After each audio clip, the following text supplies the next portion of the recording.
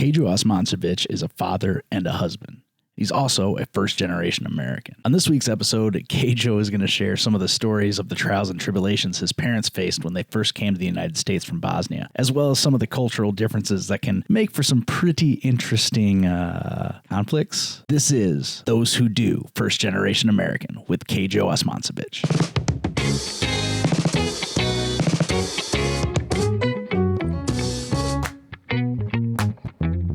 I wore assless chaps till I was like 5. He died for our sins, Dad. And I'm like, well, did he? All right. Like a charm. Yeah, it's just like, I was like right into it. That's what I like about the convenience of this thing. It's like I just walked in. Ready to go. Yep, a professional setup. Never any technological problems at all. I said, dude, we're going to start at 10. Perfect. Yeah, 10 which day? Oh, shit. Hey, you want headphones? There's headphones underneath there for you if you want to. Should be able to listen that way if you... Am I going to hear myself? Yeah, you'll hear yourself. Can you hear me? I hear you. Okay, good. All right, man. Well, first of all, thanks for coming in, man. Thank you for having me. I think it's going to be fun. I hope it's going to be fun. If it's not, I'll just pretend like it never happened. Yeah. Everything in life. You're right. Say it was fun and then contemplate what the hell just went on my drive home. You just discussed like every chick I had over in college. Yeah.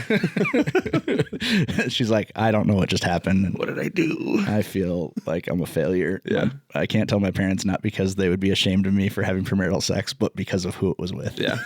It's fair. That's crazy. Are you that known that like college chicks are like, I had sex with Zach, and they'd be like, oh my God, no way. I think they would normally say like with a troll or a Smurf or an Ewok or something. I don't know that anybody really knew me by name. Where'd you meet this guy? Yeah. I don't know, a forest somewhere. Walking home. Yeah, he was living in a toadstool or something. I don't know what it was. Took the shortcut and I'll never do that again. Right. Again. Right. You tip that up? Tip it up. Yeah, so you're right, talking right into the barrel. How's that? Perfect. And yeah. I am going to have to fuck up your video and your audio because I don't need you sounding all dulcet and sexy and upstaging me on my own show. So hey, what's up, guys? Oh, God. It twitched. So today I'm here with Kedo Osmancevic, and we are going to get into something that I find it super interesting that you're a first generation American. And like I get that a lot. Yeah. A lot of people are like, hey, what's it like? But it's so hard for me to kind of explain it because I was raised here, you know what I mean? Right. Whereas like people who came over to the States from no matter what country, if they were like in their late teens, early 20s, then you can kind of get an idea of like, oh, wow. Like your life is so much different now. But, the unique perspective that you have is that because you were raised here, you know what American culture is. Yes. And you can definitely see the very glaring differences in some places of how, Bosnian culture was assimilated into American culture, in some cases very well, and in other cases like, Kedo, come get your boy. Yeah. Like, I can see him right there. I know who he is. Yeah. There's just the look, Yeah. Like a plaid suit coat and pointy boots, like whatever. How do you think it is for me? Like we see each other, and I feel like kids that are born here, as weird as this may sound, but like we don't even look Bosnian anymore. You know what I mean? Right. And so when I'm like in the grocery store or something and I see like an older Bosnian guy, we'll like, that Spider-Man meme where it's like, we're just pointing back and forth at each other. And do you feel obligated to like at least give a head nod? Oh yeah, for sure. Right. And when I say it, like you can just see the relief in their face. They're like, oh, thank God. When I worked at the bank, Meridian, yeah. People would walk in and like, they got that like nervous first day of school look. Like, where do I sit? Like, am I going to get along with anybody? Right. I'm the only teller that's available. And so like, I'll hit them like with a what's up in Bosnian. And they're just like, oh, it's just like a ton of bricks is taken off of their shoulders. They're like, thank you so much.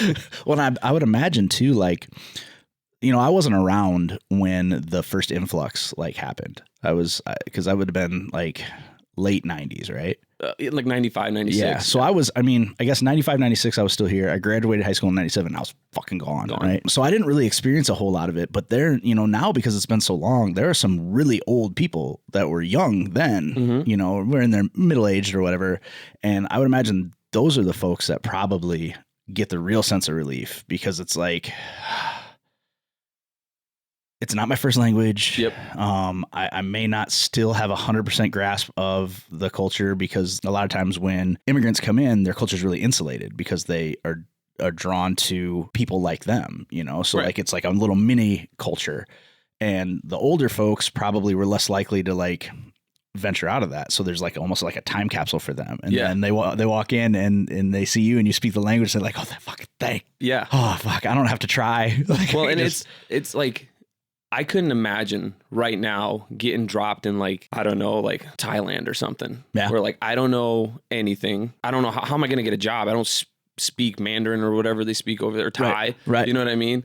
And if I was there with like a group of like 50 other people from the United States, who am I going to, hang out with? Right. Even if they're assholes. Yeah. Like, we're going to be best friends no matter what. Yeah. And it's like, oh, and by the way, you live here now. Yeah. It's not, you're not just visiting. And in the case of your home blew up.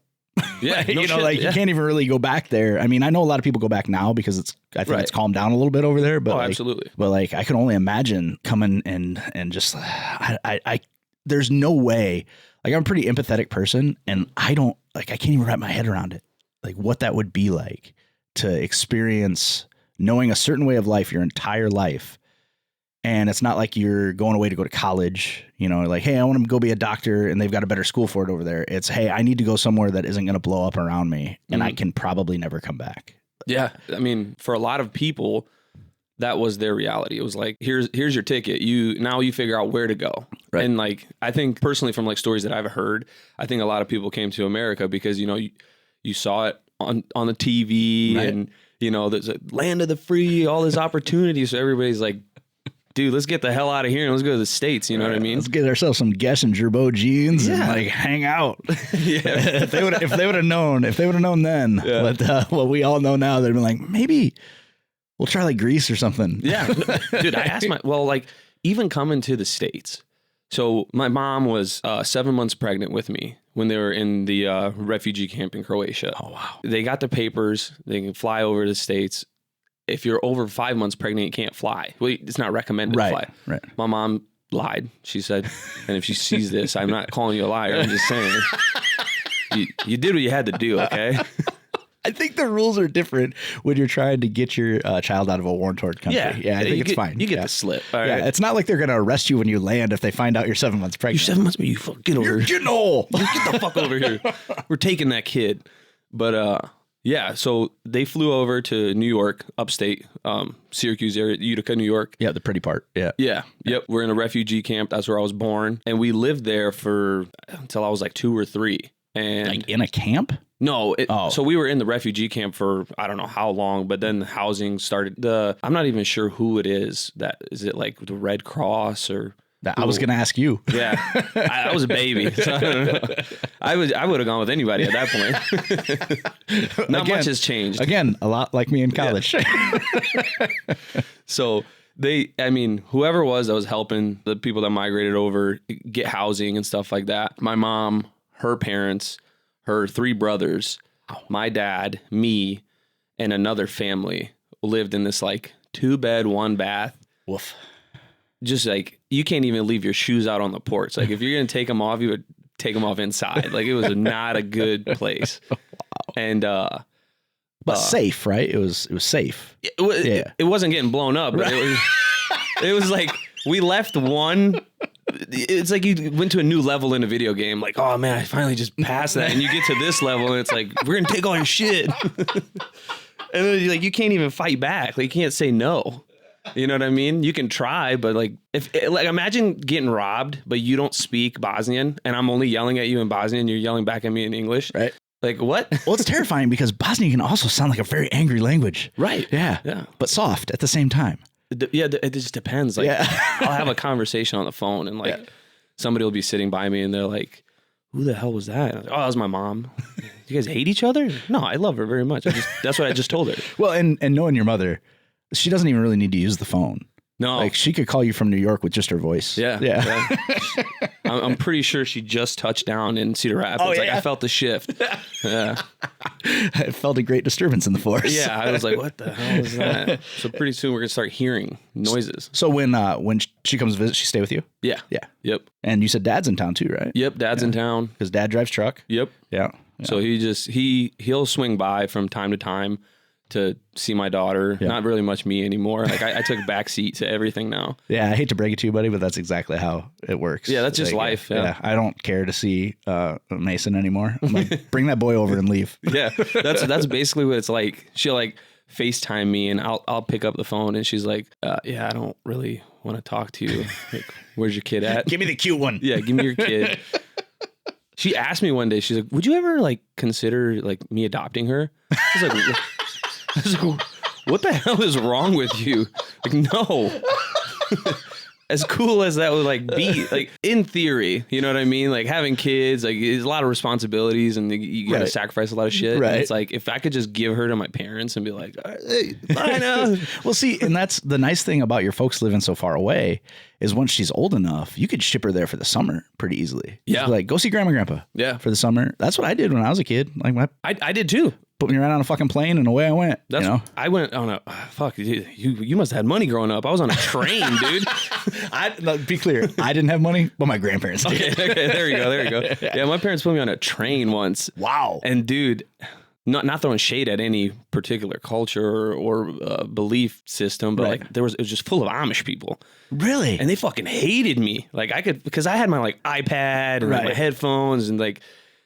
They were like pulling their kids away from me. Like I was Satan on that train cart. You'd be like, hey, look, when these kids turn 16, they're going to do Rumspringa and they're going to have all this stuff. They're going to run away. Yeah. Come on, man. Yeah. It sucked, man. I told my parents I'm never getting on another train. And I would have never guessed in a million years when you're like, hey, not to insult any cultures. I didn't think Amish was the one that was coming. Yeah, no, it was. Wow, that's crazy. It was. I would have never guessed. Well, and I mean, where they had like probably like Pennsylvania, huh?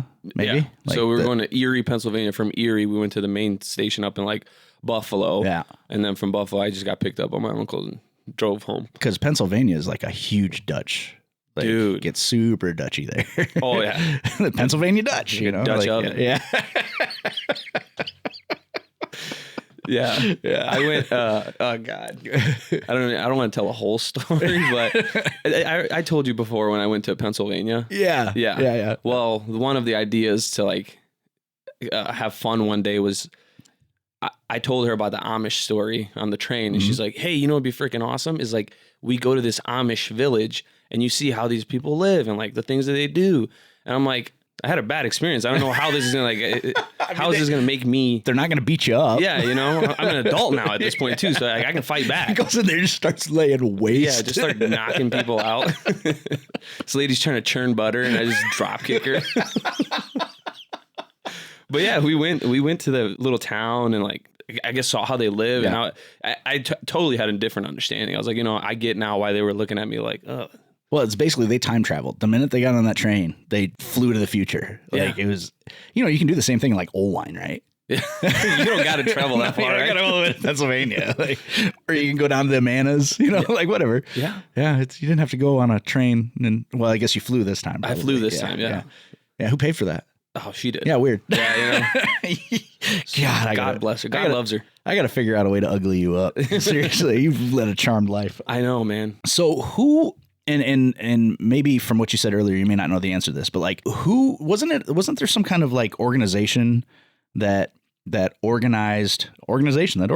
Yeah. I'm really stretching my vocabulary there you go. For the Bosnian community to come to Waterloo. So Tyson's, formerly known as IBP, they had like their recruiters come out to New York and just, you know, talk to the people. There was a few people from Bosnia that spoke English really well, good enough to get by. You know what I mean? Sure. So they came over and they're like, "Hey, look, you guys have no jobs. You're not making money right now. Come out over here to, you know, Waterloo, Iowa. We'll hook you up with jobs making like back in '96, like $300 a week, which was like great money. Yeah. We'll put you in apartments, first 3 months, no rent. And from there on, you pay your own stuff, but like you have a steady income. We're going to hook you up." So what my dad did was he went with like the first wave of people over here started working, and phoned back home and was like, hey, this is legit. I'm making $1,200 a month. Like, we made it. Like, you know what I mean? Right. And when you come from, you know, a war-torn country, don't know the language, you have a newborn baby, and then you get this opportunity and you're like, holy shit, I'm gonna take this thing, I'm gonna run with it. So my mom moved over, my grandparents and uncles stayed back in New York. I think that's what brought the majority of Bosnian people to Waterloo was IBP. And that makes sense, because I mean they still do it to this day. I mean, we've got an influx of Burmese and Congolese, the Marshall Island people. Yep. So we're really, it's crazy because one of my buddies out in LA was giving me shit the other day because he was like, "Hey man, the show's really going really well, but how about some more white people?" Oh man, yeah, you know? we got plenty of that. And I was like, yeah, I know. It just it's Iowa, man. Yeah. I don't really have a vast, but we do have a pretty diverse community here. Absolutely. It's just that, again, those communities don't overlap a whole lot. And probably 20 years from now, they probably will. Well, look at it's so cool to see what's happening right now with like you said, all those people coming from the Congolese people, people from Marshall Islands. God, where are they from? Like Haiti. Oh yeah. Yep. I believe. Yep. It's so cool for me, at least, to like see all of their families moving over here, and it's almost like watching my family come over and like see how they're doing things and like starting to get their feet wet, getting integrated into our culture and stuff like that. But yeah, absolutely. Like, how long did it take for Bosnian people to? I don't know. I'll let you know when it happens. Yeah, I mean, I don't know. I just feel like one day we were like, hey. Yeah, we're all one. I think it's pretty mainstreamed now. I mean, I still I have some kind of weird sixth sense, man. Like if I go pick my kids up at school, I'll be like, Bosnian. Yeah. Bosnian. There's a look, man. Yeah. And for some reason with the women, it's they're angry looking a lot of times. Like they just look at me. I'll watch them like look me up and down, and then just like, yeah. I'm like, what the fuck, man? To be fair, that's like every woman. Yeah, you're right. I mean, I'll give you that. That's okay. So now back to the troll thing. Yeah. So that actually makes me feel better then, because like it's not just like a whole people. No, it's like a whole species that doesn't like me. Like like when I told you I'll check the book and you thought I actually had like a little. That's right. So my now the community is still fairly close knit. Oh, yeah, absolutely. So one of my daughters wanted to go play at a little girl's house, and I didn't know anything about the parents, but I knew they were Bosnian. Yeah. So I get a hold of Kedo. I'm like, hey man, you don't by chance. And like I felt kind of racist, honestly. Like it was like me asking if you knew the handshake. Like you don't by chance know these people. And I immediately didn't feel bad when Kedo was like, yeah, they're really good people. Yeah. But let me check the book. And I was like, is there like a directory? Yeah, dude. I thought maybe there's a directory. And then it took me a week until I realized that you just meant Facebook. Yeah, Facebook. That's the book. Yeah, I probably could have checked the Facebook too. Yeah, man. It would be pretty cool though. Like once you move here, like we all have a meeting together and like add a new name to the book. Yeah. Like, this is these guys. Well, I mean, it's 2024. You could easily do that. We should make a social media platform. Just for immigrants. Yeah.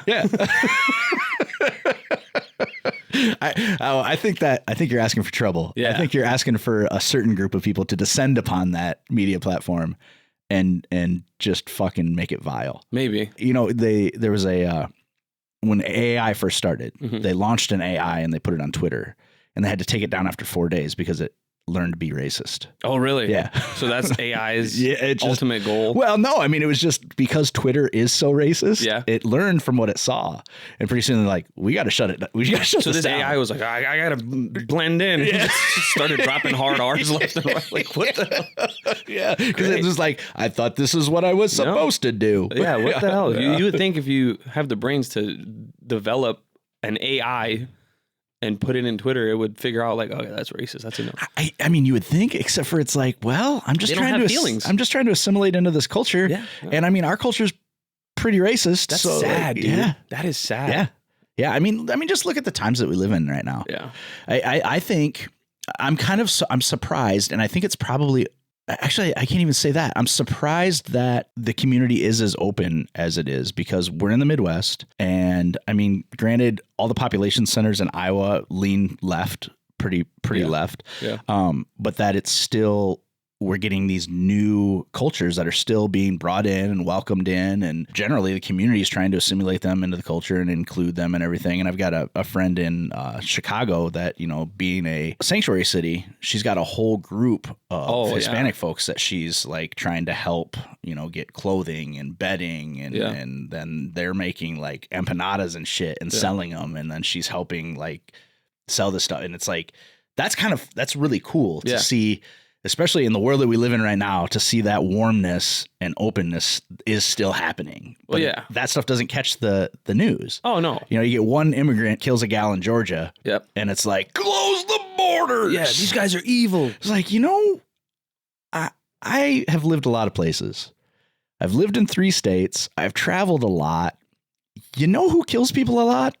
Americans. Well, and the thing is, I forget where I read it, but like 10% of any group, whether that be Americans, Europeans, doctors, librarians, bank tellers, cops, doesn't matter who, 10% of any given group is bad. Yeah, because 10% of people are bad. Yeah, so it's like, I mean, we're gonna get into a whole different thing. No, man. That's what this show is for, though. Like I like talking about the fun things. I like talking about the hard things. You know, and it's so strange that everybody stands on the periphery of their political group and screams the same thing at each other. Yeah, I mean, it's easier to point your finger and tell somebody what they're doing wrong and not look at yourself and be like, well. I saw a thing on the internet, actually, Jenny pointed out to me, and it was like one of those like woman on the street interviews. Okay. But it was for one of the comedy shows, like Jimmy Kimmel or something. Yeah, I've seen those. And so she's got this microphone. She's at a Trump rally. Oh. And she's like, "Hey, did you hear the new thing about Biden?"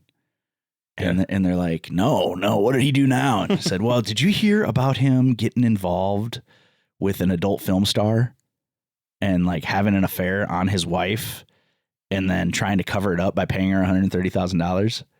And they're like, typical Joe Biden. He's a crook. We've been saying he's a crook forever." She's like, oh, shoot. I'm sorry. Can I ask you that question again? I made one mistake when I asked you the question. And the lady's like, yeah, sure. Go ahead. Did you hear about Trump? Well, look, okay. People make mistakes. Yes, all right. That's exactly what happened. And I'm like, what kind of bizarro world are we living in? Like, I want to be clear. They're both terrible. Yeah. Like, we are not fielding the 2 best candidates in an election this year. It's just not happening. Yeah. Okay. But the polarization and tribalism that's happening right now, where people refuse to acknowledge that their candidate may have done a dumb thing because they hate the other candidate so much. Yeah. It can be applied to pretty much everything that happens right now. Yep. You know, it's like, hey, Americans are killing each other at the rate of whatever. One immigrant comes in and kills somebody, and it's like, all Hispanics are in MS-13. Yeah, they're all bad. Like, what? It's the cartel. That's my personal favorite. Like, there is no the cartel. Yeah. There are gangs. Yeah. But there's no, it's like saying the mafia. Yeah. It's not a thing. Like, there's groups of people that do illegal things. Yep. Like, the boogeyman, I think it's probably, you know. I don't know. I mean, I think it's just delusion. Yeah. I mean, no matter what we're talking about, where it's like when we moved here and like obviously growing up, you know, my parents, they worked very, very hard. I'm an only child, so I enjoyed the fruits of their labor. You were spoiled. Everybody that knows you knows you're spoiled. Come on, I'm trying to like enjoy the fruits of their labor. I mean, we're about honesty here. Yeah, you're a spoiled fucking brat. You know it. All right, yeah, I was fucking spoiled. All right. How many cars did you have? Dude, 3. Yeah. But not all at once. No, I mean, because you wrecked a couple, right? Yeah. I mean, shitty things happen to good people every day. Yeah. And you were the one doing them. I'm not saying I was a good person. Right. You've grown. I've grown. Yeah. I'm proud of you, buddy. Yeah, man. I really am. I'm like, it's, oh God, I'm another tangent. Yeah. So it's hard for me to like even attempt to discipline my daughter. Cause like if my parents are around and like she tries to grab something, I'm like, oh, can't do that. They give me this look like, motherfucker, we would have let you set that on fire. All the shit that you did, and you're yelling at this kid now. No. But then you turn and look at them and go, I did it because you let me. Yeah, I'm trying to break the mold here, all right? Breaking the cycle. I'm raising a champion right now, and a champion mentality, okay? But yeah, like, you know, I had nice cars, nice clothes. People were always like, he's Bosnian, they don't pay taxes. That's why his parents can afford. Was that ever a thing? No. So that is a very well known misconception. Misconception, rumor. Yeah. That like for the first 7 years, and immigrants in the country, they don't pay any taxes. If that was the fucking case, I'd move out of the country every seventh year. I'd leave and then fucking come back. Like, can I re-up my subscription? It's like leaving the cable company, going to Dish, and then coming back as a new subscriber. I'm brand new, man. Just changed my email. Like, I keep adding one number every time I get back in the country. Does this say yahoo.com? Nobody uses yahoo.com. Fucking Hotmail. What the hell? Net zero. Prodigy. Oh my God. But yeah, I don't know where that started. It's been around since as long as I can remember. Since I was a kid, that was like, because back then it was the Indian doctors. Like when you'd have an Indian doctor be like, well, of course they're rich. They're a doctor and they don't have to pay taxes. And I'm like, I don't think that that's probably real. Even as a kid, I was critical enough that I'm like, how would you even do that? How's this fair? Yeah. How's it fair? And would you even like, what's the reasoning behind it? Why 7 years? Why? Oh, because that's how long gum takes to digest in your stomach. Oh, it makes sense. Yeah. I don't know. I feel like, with any stereotype or rumor that comes about, I think somebody was just jealous and was like, oh, well, they don't pay taxes. Yeah, they can't be more successful because they worked harder. Yeah. Like there has to be another reason. They're more fiscally responsible than I am? No. Get out of here. They appreciate what they have because of what they didn't? No. Yeah, there's no way. Absolutely not. I feel like one of my main driving factors to like be successful in this life is like being raised here, greatest country in the world, in my opinion, just for the simple fact that like anything you want in life, you can go do it. That's not saying it's going to be easy, right? Or that, you know, people are going to open the door for you and be like, hey, you know, Kedo, here is the recipe to success. Follow it. You know, you got to go out and do it on your own and figure it out.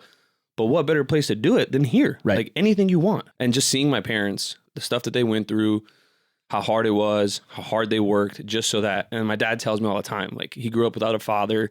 He's like, my dad didn't buy me a freaking piece of bazooka bubble gum. Right. That's why I worked as hard as I did. And I did spoil you a lot because I just wanted you to have everything I never did. Right. What it is like he lived vicariously through me. You know what I mean? You lived what? Is it vicariously? Definitely not vicariously. Well, good thing you're vicariously. Vicarious. I'm leaving that in. Well, dude, the camera just went off. Oh, okay. Yeah, somebody's watching out for me. Hey, English is my second language. You're part of the problem. You're laughing at me now, and there it is. It's a vicarious. That's what I said. The B's vicariously. Yeah. You know what vicariously is? It's like you might like dudes, you might like chicks. You're just figuring it out. My dad did live like that through me. He was hoping I didn't like dudes, but he was like, I mean, if he does, whatever. Anyways, he was living vicariously. Yeah, there it is. Yeah. Through me. And, you know, if I'd go out or if I'd bring like a girl home or something, he was like, yeah, dude. But yeah, and that's what it is. Like, if I wasn't, and like, successful to me is like just not being a piece of shit. Right. But if I wasn't like successful and wasn't a like contributing member to society, right, I'd feel like a huge failure just because of everything that they went through to make sure that I had the life that I do here. I would just feel like a piece of shit. You know what I mean? Right. So that's what just drives me every day is like, I know how hard it was for them to get me where I'm at here. Now that I have my own kid, it's like, I have to keep this going. There's no way that, you know, I was raised here, had every opportunity that I've had thus far and, continue getting new opportunities. I can't be a bad role model for my kid. Like, There's no reason that she should be less than me.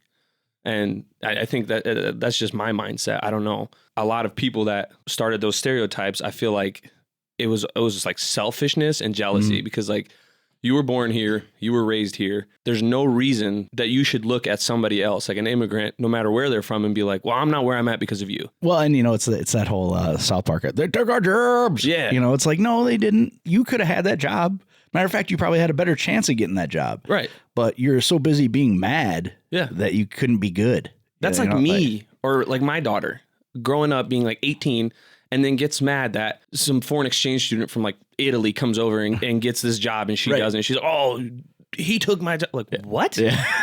No, he's just better than you. That's all it is. Right. And that's a good outlook to have. And honestly, it's kind of a surprising outlook, like no shit, because generally kids that were spoiled don't have that respect for, and maybe it was because your dad explained it to you, to have that respect for like, okay, I am not supposed to just be, I'm not entitled. Like I'm not supposed to just be handed everything. Like I need to be successful. I need to give back somehow to the community or at least to my family, you know, so that I'm not just a piece of shit and don't look, you know. He's a man of few words. So he physically showed me that you need to respect things, you know what I mean? and their true value. But yeah, dude, when I was like 17, I totaled my one car. We talked about that. And you know, I was just an asshole about it after I totaled it. I was just like, whoa, just spoiled kid. Right, like, fucking things happen, you know, good, shitty things happen to good people every day. And my parents were like, well, my dad was like, fuck you, man. He's like, you know, you're the smartest guy in the world. You know everything. You got 50 states, my dude. Like, go. The world is your oyster, my guy. Go. I believe in you. Yeah, he was just like, figure it the fuck out. And I was like, you know what? I will. And he was like, perfect. So I went and lived on my own for a year. And you're how old? I just turned 18 when he kicked me out. Yeah. And so he has a trucking company and stuff. So I was also very stubborn too. So I was working at Veridian and I wanted to buy a semi truck. And in my head, I was like, well, my dad will let me put the truck in his company because he's my dad. Right. So I busted my ass, wasn't making enough money to like pay my mortgage or rent and save money on the side to buy a truck because I didn't realize living on your own, you have to pay for fucking garbage to get picked up. You got to pay for your water. You got to pay for electricity, internet, phone, like all this shit. I didn't realize you had to pay for, you know, I thought it was just you live somewhere and then you just pay your monthly fee, you know, like the guy comes around every month and is like, it's that time. He's like, oh, here you go. Just living in the dark. Yeah, I was living in the dark, dude. So I got another job at Target Distribution while I worked at Veridian. So yeah, I hustled, worked my way up, saved $5,000. My dad had a buddy who's selling a semi, and my dad was like, I went and talked to him, and I'm like, dude, look, like, this life ain't easy, man. Like, you don't know, man. Yeah, I hit him with that. I was like, you don't get it how hard it is for me. And like typical fucking just baby ass dude, you know what I mean? And he like let me spew all my shit out and like looked at me. He's like, did you just like seriously say I don't know what it's like for you? Like, motherfucker, you speak perfect English. You grew up in America, so you know, getting a job for you should not be hard, no matter where it is. I came in this country with fucking like $18 in my pocket, and all I can say was beer. I was still knocking gunpowder off my shirt. Yeah, like I didn't have a solid shirt with no holes in it.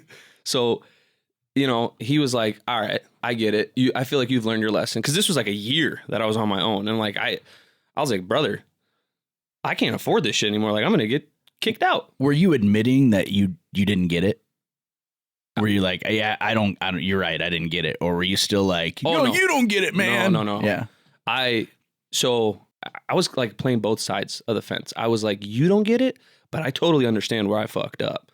And the more I spoke to him, the more I was like, okay, he absolutely gets it.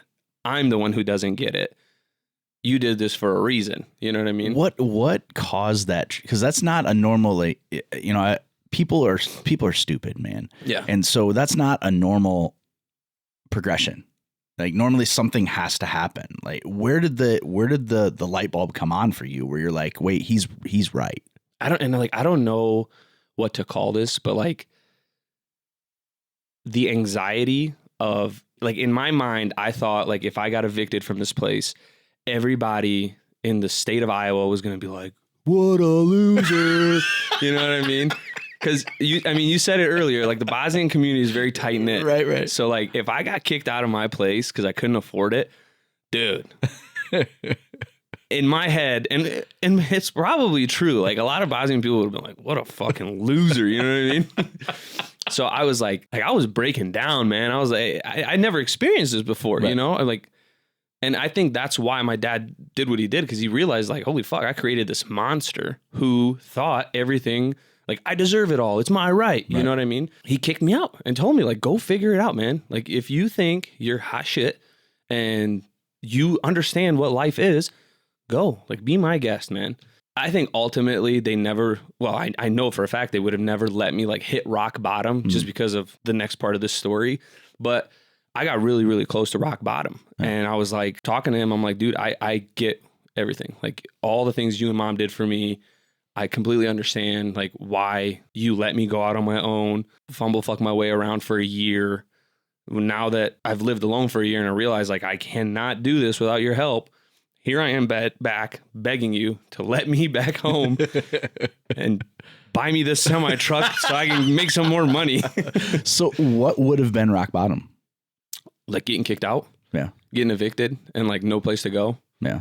Cause like my parents always told me, like, your best friends in this world are me and your mom, my dad and mom. Yeah. We're your best friends in this freaking world. Like, I don't care who says I'm your bro. Mm-hmm. I got you. Like, at the end of the day, when like you have nothing left, you can call your buddy and be like, hey man, I need a place to crash. And like, he'll let you crash there for a week, maybe a month. Right. You know, but after like 2 months, like if I came live with you for 2 months, like you have a family, you have things to do. You're going to be like, hey, my guy, like, figure it out. Like, yeah, I'm not going to move to New York and sell you my house. Yeah. Like, you need to get out, man, you know? So at that young age, I thought like, well, no, I got friends. I got people who got my back. My parents are just being assholes right now. You know, they don't get it. Yeah. And so when he was like, yeah, you can move back in, we sold my townhouse, moved back in with them, got the truck, the semi truck, got a driver. He started working, making some good coin. Bought another truck, got another driver, started making even more money. And now you're hooked. Dude. Yeah. I'm only 27 years old, but my life has been like roller coaster. Yeah. And he's from the year of like from 18 years old to 24, I feel like I lived 30 years. Yeah. I mean, and I a lot of times I forget how young you are. Yeah. Like I really, really do. Like, and especially because, you know, when we first met, like you had a reputation. Yeah. And I'm like, I'm not gonna fucking like this dude. kid. Yeah, I thought you hated me. Yeah, I had made up my mind that I just wasn't gonna like you. Yeah.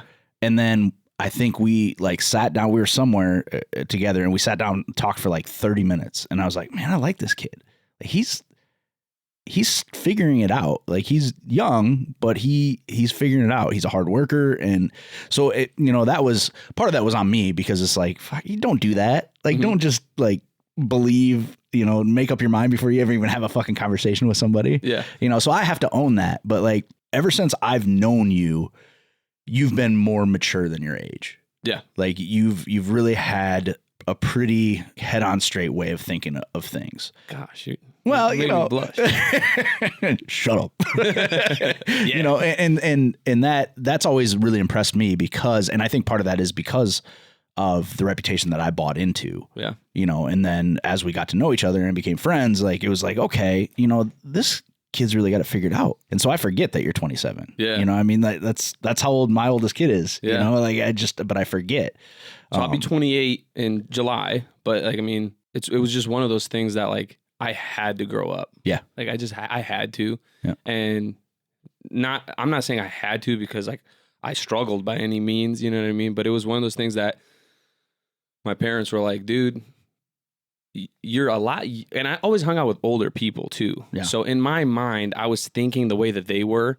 So when my parents were talking to me like an 18-year-old kid, I was thinking like a 25, 26-year-old guy, like, get out of here, you know? But then you get to 25, 26 and you're like, that's not how we think. No, no, not at all. I was thinking the way I thought they thought. Yeah, for sure. Yeah. I was thinking like an 18-year-old. Yeah, exactly. I got it all figured out. Yeah. You know what? One thing I don't have anything figured out, man. God, no. I'm a fucking disaster. Dude, it's day to day. Yeah. Just thinking you got it figured out, and then the next day life throws something at you and you're like, well, that wasn't at all how I planned. Yeah, I thought I had this shit figured out. Yeah. I had the cheat code. Yeah. No. I didn't even get through up, up, down, and the whole fucking console shut off. It's a new game. Yeah. Every day's a new game. Like, we just have a power surge? What the hell happened?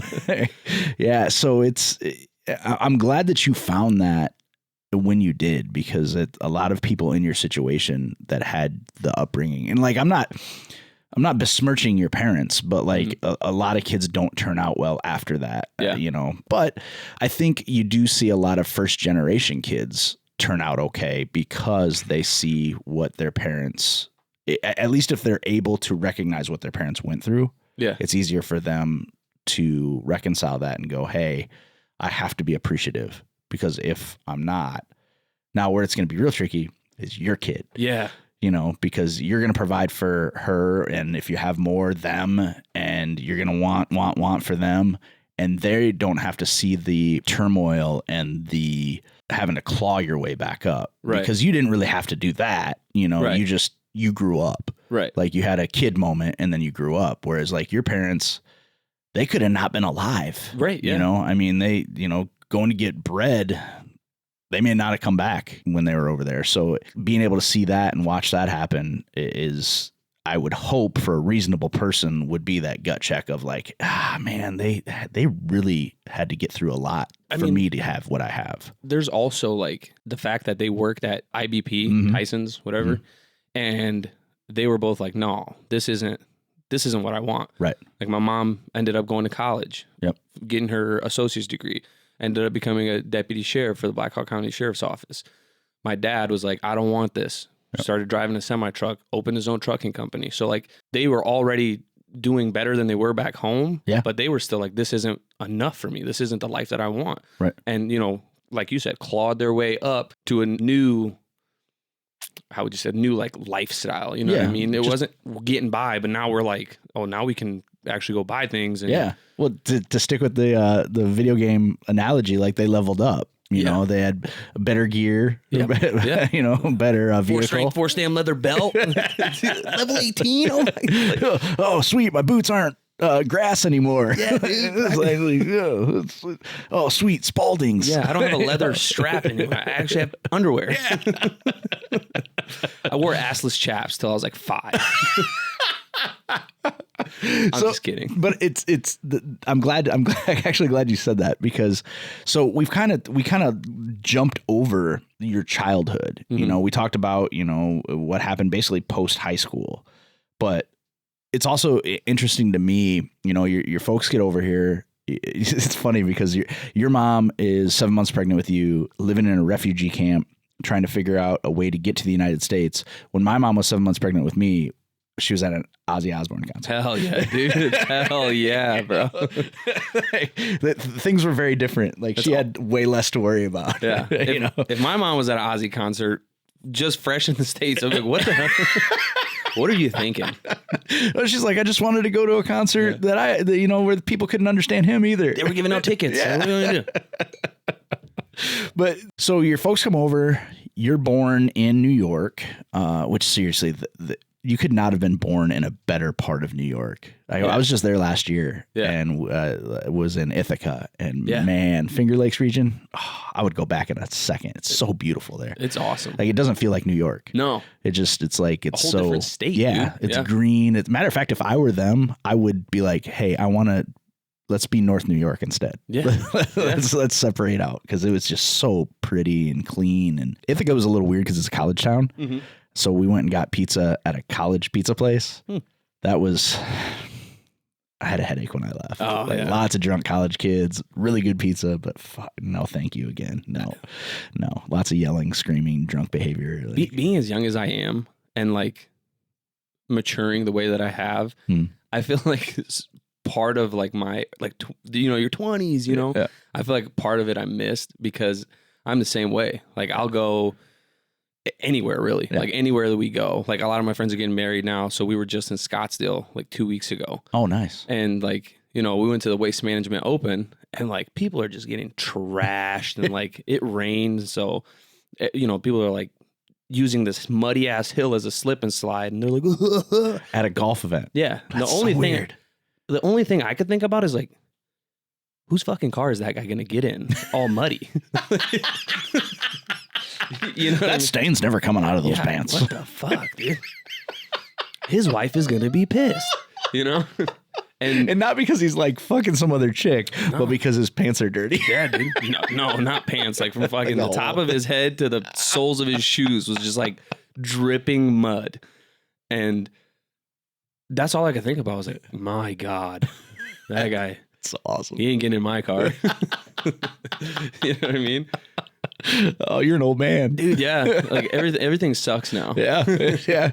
Welcome to adulthood. That's pretty much everything sucks, everything hurts. Yeah. And this freaking knee. Like I hate getting old. Like I thought growing up was gonna be the shit. But growing up is just like what sucks the least amount. You want to borrow that cane? No, I have crutches. Yeah.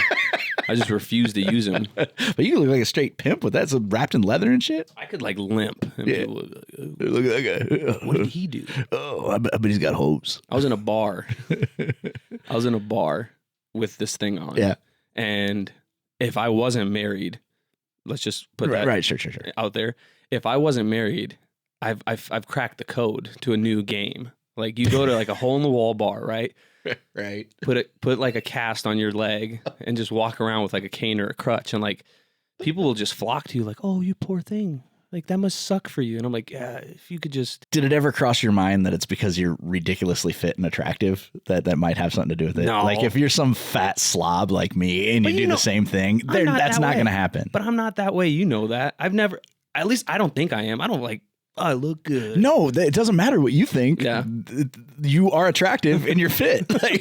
like I am like I'm the if McDonald's had, well, they do Grimace, but if they had if they had a mascot for the shake, I would be it. It's just everything on me is soft. I'm gonna see you with a cast like next week and be like, oh, he's doing it. Yeah, and you're gonna see me. And you're not gonna have any trouble seeing me because there's not gonna be any like gaggle of people around me. They're just gonna be like partying like the Red Sea. Like, oh God, if he falls down, I don't want to have to touch him to pick him up. Please don't fall. Please don't fall. Yeah, I don't fall. I feel like it'll sound like somebody just dumped a bowl of pudding on the floor if he falls. It's not gonna be a fast fall either. It's probably gonna be a slow one. You're gonna be like, oh. Grabbing everything on your way down, just fucking help me. Oh, God. Yeah. There's no. Yeah. It was not a single variable that made that happen. Sorry. There were multiple variables at play there. Maybe I thought I cracked the code. No, I mean you cracked the code by being attractive and fit. That it definitely helps. Yeah. Shit. Yeah. Yeah. Square jaw. I've already told one of my single buddies to use this. They're down in Kansas City. I was like, dude, get a. Is he ugly? I mean, he's not a bad looking dude. Well, then it'll work. Yeah. Like, dude, people were like pulling chairs up for me. Like, oh, you gotta keep that thing elevated, man. Like, yeah. I mean, it'd be like me going out and getting. Oh, okay. So I bought my Jeep Wrangler. Yes. Nobody looks at me in that thing. Yeah. If you were driving it, people would look at you. Dude, I had a moped. And people looked at you, I bet, didn't they? It was like the coolest thing ever. Yeah. It wasn't the moped, man. No. And I thought like. My wife now laughed at me back then. She's like, oh, this guy's a loser, he's on a moped. But like, I rocked that fucking thing. Like, I made mopeds cool, man. Like, everybody was starting to get mopeds and like drive around. You're like a gang. And the flag. I had card in my spokes. I had to get like an aluminum card so it wouldn't break. I'd be like, dude, the motor is what you're mimicking. Yeah. Ring, ding, ding, ding, ding, ding, ding, ding. Yeah. Giving her hell. 35 miles an hour at a time. Oh, dude. It was awesome. I loved that thing. I don't know why I ever got rid of it. I had dreams of having a moped when I was a kid, and then I just skipped it and went straight to. I mean, I had a car pretty much right away. I've always had a car. They weren't always great, but if I had a motorcycle, we probably wouldn't be having this conversation right now. Because you'd just be too cool? Well, I'd be dead. Oh. Yeah. You've never had a motorcycle? I mean, I've had buddies who had motorcycles that I rode. Yeah. But like my own, no. See, I in this might just be some holdover from your previous reputation, but I just assumed you had a crotch rocket at some point. Oh, you should have seen my like room growing up. Like I had a poster of like a freaking like a Ducati or something. Ducati. And then I had a what's that Suzuki Hayabusa. I just wanted one of those, and like I thought it would be the coolest thing ever to get like a tribal sleeve and like no helmet, and you're just like at a light, like I'm the shit. But like if I saw me if I was in a car and I saw somebody like that, I'd be like, what a fucking loser. Smartphones are cool. Right? I like smartphones, but the memories that pop up, I fucking hate it. Yeah. I hate it. I couldn't imagine. Well, I did. We've had this conversation before, and it's not for on the podcast, but I could not imagine if smartphones had existed when I was in college. Man. Like, it would just be, there would be stupid videos of just drunken stupidity and like, nothing like illegal, just like, look at how dumb he is. Yeah. Like, look at the dumb thing he's doing that he thinks is cool. I live that. Yeah. So what you think what it would be like? That's what it would be like. I live that way, man. I see videos and I'm like, why the fuck did I do that? I didn't even have my first actual cell phone until 2000, 2001 maybe. Damn. Yeah. Like it would have had to been 2000 because I moved out of the dorms in 99, 97, 98, 99, 2000. Yeah. I moved out of the dorms in 2000. And that's when I got my first cell phone. Wow. Yeah. Like it was a Nokia brick phone. Hell yeah. Yeah. I mean, like, I shared a phone with my mom. That was my first one. Yeah. It was awesome. She'd be like, hey, Joe, you take the phone with you when you leave so I can find you. Yeah. Well, no? It was stupid. Like the way that we shared this phone. I would go to school, walk home from school, and I was in middle school. So I'd walk home, and then she would just leave the phone at home and go to work. Huh. So like I didn't have access to this phone until I got home safely. Which, like, thinking about it now, wouldn't I have needed the fucking phone? It would have made more sense. Yeah. So I'd have to call her when I got home, like, hey, I'm home. And, like, I wasn't texting people. So did you have a house phone? Yeah, we did. That doesn't make any sense then. Well, and like back in the day, you know, as kids, it was okay to go outside and play. Yeah. When the streetlights came on, you go back home. Right. You know what I mean? It was safe. Yeah. So that's why she had me have the cell phone. I mean, here's the thing. It's still safe. We just have the internet now that makes it seem like it's not safe. Yeah, that's true. But my kids, you know, my oldest boy graduated with you. I was a year ahead. You're a year ahead of him. Yep. Okay, so he just lives around the corner. Yeah. I would never even consider sending my 10-year-old like, hey, walk down there. Oh God, no. Because not because the world is different, but because the world is different, so therefore she's different. Like she would have no idea how to get there. Like she would get lost halfway there, or she would like find a flower and like wander down another street, or like kids are so detached. I mean, first grade, I was walking home from the old Irving to Birch Street. Yep. Birch Avenue. We lived on West 7th. Yeah. And I walked from the new Irving in third grade. I would walk from the new Irving home. Yeah. And so I would never even thought anything of it. Like fifth grade, I think it was fifth grade. It might have been sixth or seventh grade. I would get on my bicycle at the corner of 7th and Wellington and ride to the mall. Jesus Christ, dude. And it wasn't even, I didn't even have at the time, I didn't even have a mountain bike. It was like a single geared bike. That's a jaunt. Yeah. Yeah. So, I mean, it was just very different. Yeah. Like, and I wouldn't be home till it was starting to get dark. You know, we'd hang out at the mall all day, be little mall rats. And there was no way to get a hold of you. No. Like I would check in by getting on a payphone. Yeah. And not that my mom cared. Hey, it's me. Who is this? Yeah. Me who? Stop calling this number. Click. Next time I call you, just me. Took the phone off the hook. What the hell? If there's anyone young listening, taking the phone off the hook is something you used to be able to do because the phone actually physically hung up on the wall and there was a lever that it tripped to say, okay, you can call now. And if you took it off, no one could call. No calls. Or you just unplug the Ethernet cord. It's kind of like blocking on your iPhone now. That's exactly what it is. Except for you're blocking everybody. Yes, everybody. Everybody. You can just go to sleep. When I'd get in trouble, I was the best. I'd come home and I'd fucking yank that Ethernet cord out the wall and be like, good luck calling my mom now, bitch. Are you calling the phone cord an Ethernet cord? What is it? It was just a phone cord. Oh. That wasn't Ethernet at all. It had the little... Yeah, a little tiny one. It's like an RF. I can't remember what size it was, but like... To me, that's all Ethernet cords. No. They're completely different. Ethernet. Yeah, I mean, your internet came in through that, but you had to have a modem like in your computer. Oh, it's so weird, dude. To me, if I see like phone charger... Yeah. every phone charger is phone charger. It doesn't matter, like iPhone, Android, just phone charger. It's just wild to me hearing you say Ethernet cord to describe a phone. Like, I still have a phone jack over in that corner. Wow. It doesn't work, but I had to take it off the wall so that shelving unit would fit because it stuck out from the wall. But yeah, it's like... And you plug that thing into it, right? Yeah. Uh-huh. Ethernet. Not Ethernet, no. No, because you certainly couldn't plug that then into a... computer and have internet. Well, you could way back. Ethernet, dude. I don't know. You're arguing with me against it, but everything is... it's tilting my... You're like Kleenex. Yeah. But no, that's not a Kleenex. Yeah, it's just Ethernet. Jesus. Okay. So, God, you're fucking killing me. You're going to see one and be like, Ethernet. No, I never will. I never, ever will. I won't. You fucking kids. So, you're born in New York. Yes. You lived there, you said, for 2 years?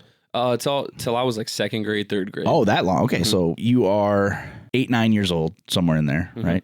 Well, second grade, 7, 8, somewhere in there. And then you move here to Waterloo.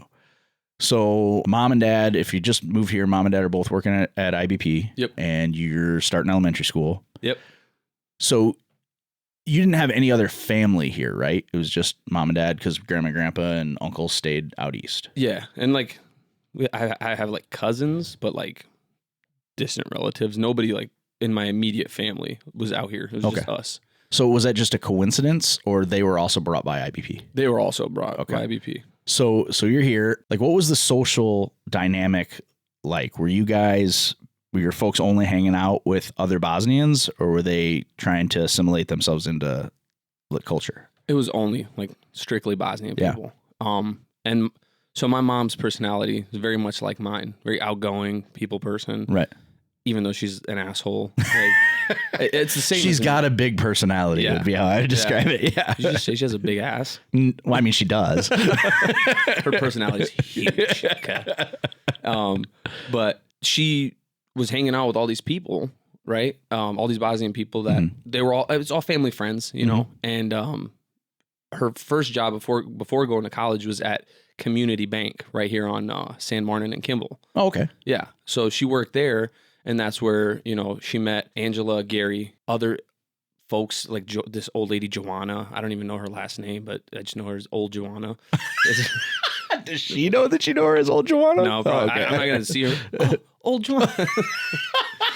No, but, you know, she just met these other people. And that's where us as a family, we started talking to other people and, you know, mingling with other cultures, you know. And I think for a lot of other folks, it took much longer because they just stayed at IBP. So like when you go to work, who do you see? Right. Your friends. You get off of work, who do you hang out with? Those same friends. Right. Whereas like my mom got a new job, started hanging out with new friends. My dad also would hang out with them. Then she went to college, and then you go to college, you meet other new people. Sure. She was able to adjust to the system much quicker than other folks because she just went out there and wanted to learn about it. She kind of just immersed herself in it, really. Right. Yeah. Yep. So what were some of the challenges that you saw, for lack of a better term, like culture clashes, the issues as that, I keep using the word assimilation, which has a negative context, but that's what's happening. As that assimilation is happening and your parents are slowly starting to branch out from only hanging out with Bosnians, were there any issues? Like, were there any? Well, I mean, just like things that are socially acceptable, you know, like back when my parents first moved here, even coming from the motherland, it's like the woman stays at home, she cleans, she cooks, she does not go out and have girls' nights. Right. Whereas like my mom was starting to do that and my dad was okay with it. Like he's always been also open-minded. So he's not this like super old school guy where he's like, no, you're going to sit at home. You know, he would let her. And that's where like some people in the community were like, dude, she's going out. She's like partying. Like, what the hell's going on? I mean, your mom is no shrinking violet though either. No. Like, she's got a lot of personality. Yeah. So I don't know that anybody could have stopped her. No. And even if my dad was like, hey, you shouldn't do this, she'd be like, I'm going to do this. You can go stay home and play a long, hard game of hide and go fuck yourself. Yeah, I'm going to go. You're right. And so like, for me growing up, I never was raised in a house where it was like, we never had that mentality. You know what I mean? So like I was Americanized from a very young age, you know, for lack of a better term, but I grew up in this culture. So like there's certain things that like I'm still old school about, But I'm also I've just adapted to the culture here, and raising my daughter, we're going to have what I believe are our core principles. But I mean, it's not going to be like how it was for them. You know what I mean? How important was religion? To my mom, not very. Right. Like, she's like, just be a good person. Don't wish anybody any like ill will.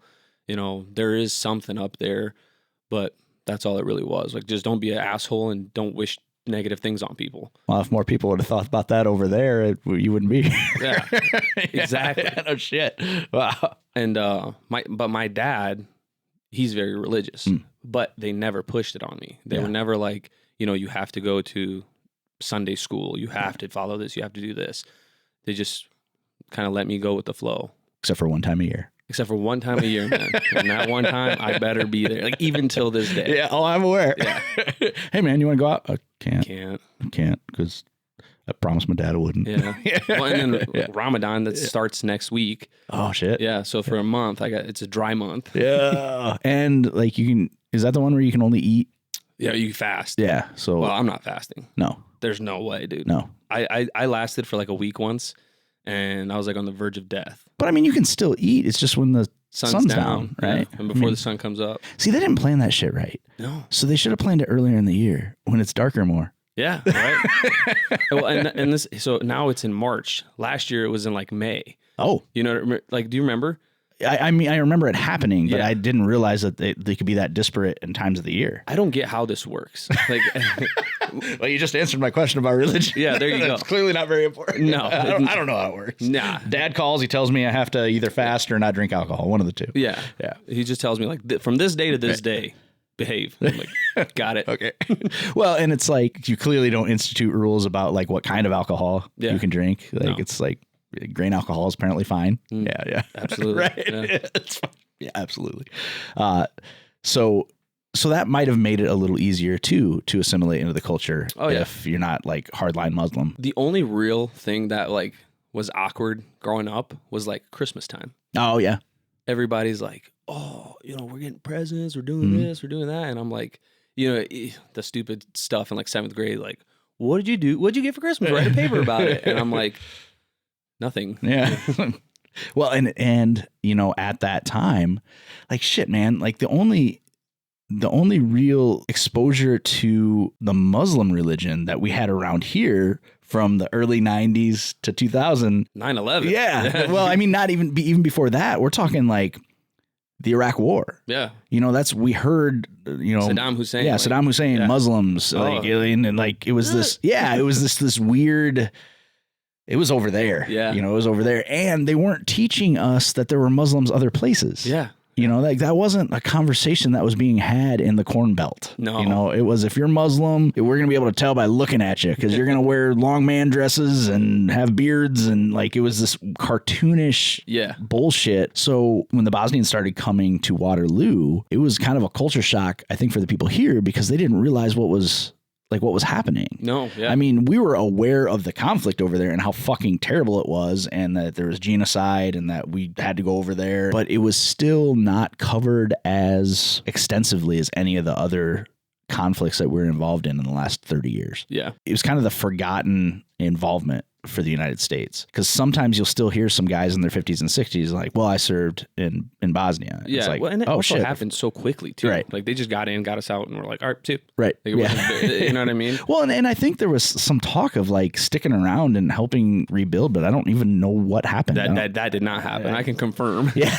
They probably gave money for the rebuilding, but the corrupt powers that be were like, what money? Mine. Yeah, what money? Mine. Have you ever been? Oh, dude, yeah. Yeah. So what's it like over there now? I mean, imagine Waterloo, Iowa, but like no air conditioning. Mm-hmm. And then like if you, I'm out. Yeah, like no AC. Fat kid's got to be cool. And gosh, like I don't know, like you've been out of the country. I mean, Canada and Mexico. It's similar to Mexico. Really? Like the lifestyle is similar to Mexico. Like you got to go, if you have Wi-Fi at your house, you're like the shit. Yeah. And then if you have air conditioning at your house, like, dude, you're like that. You're the upper echelon.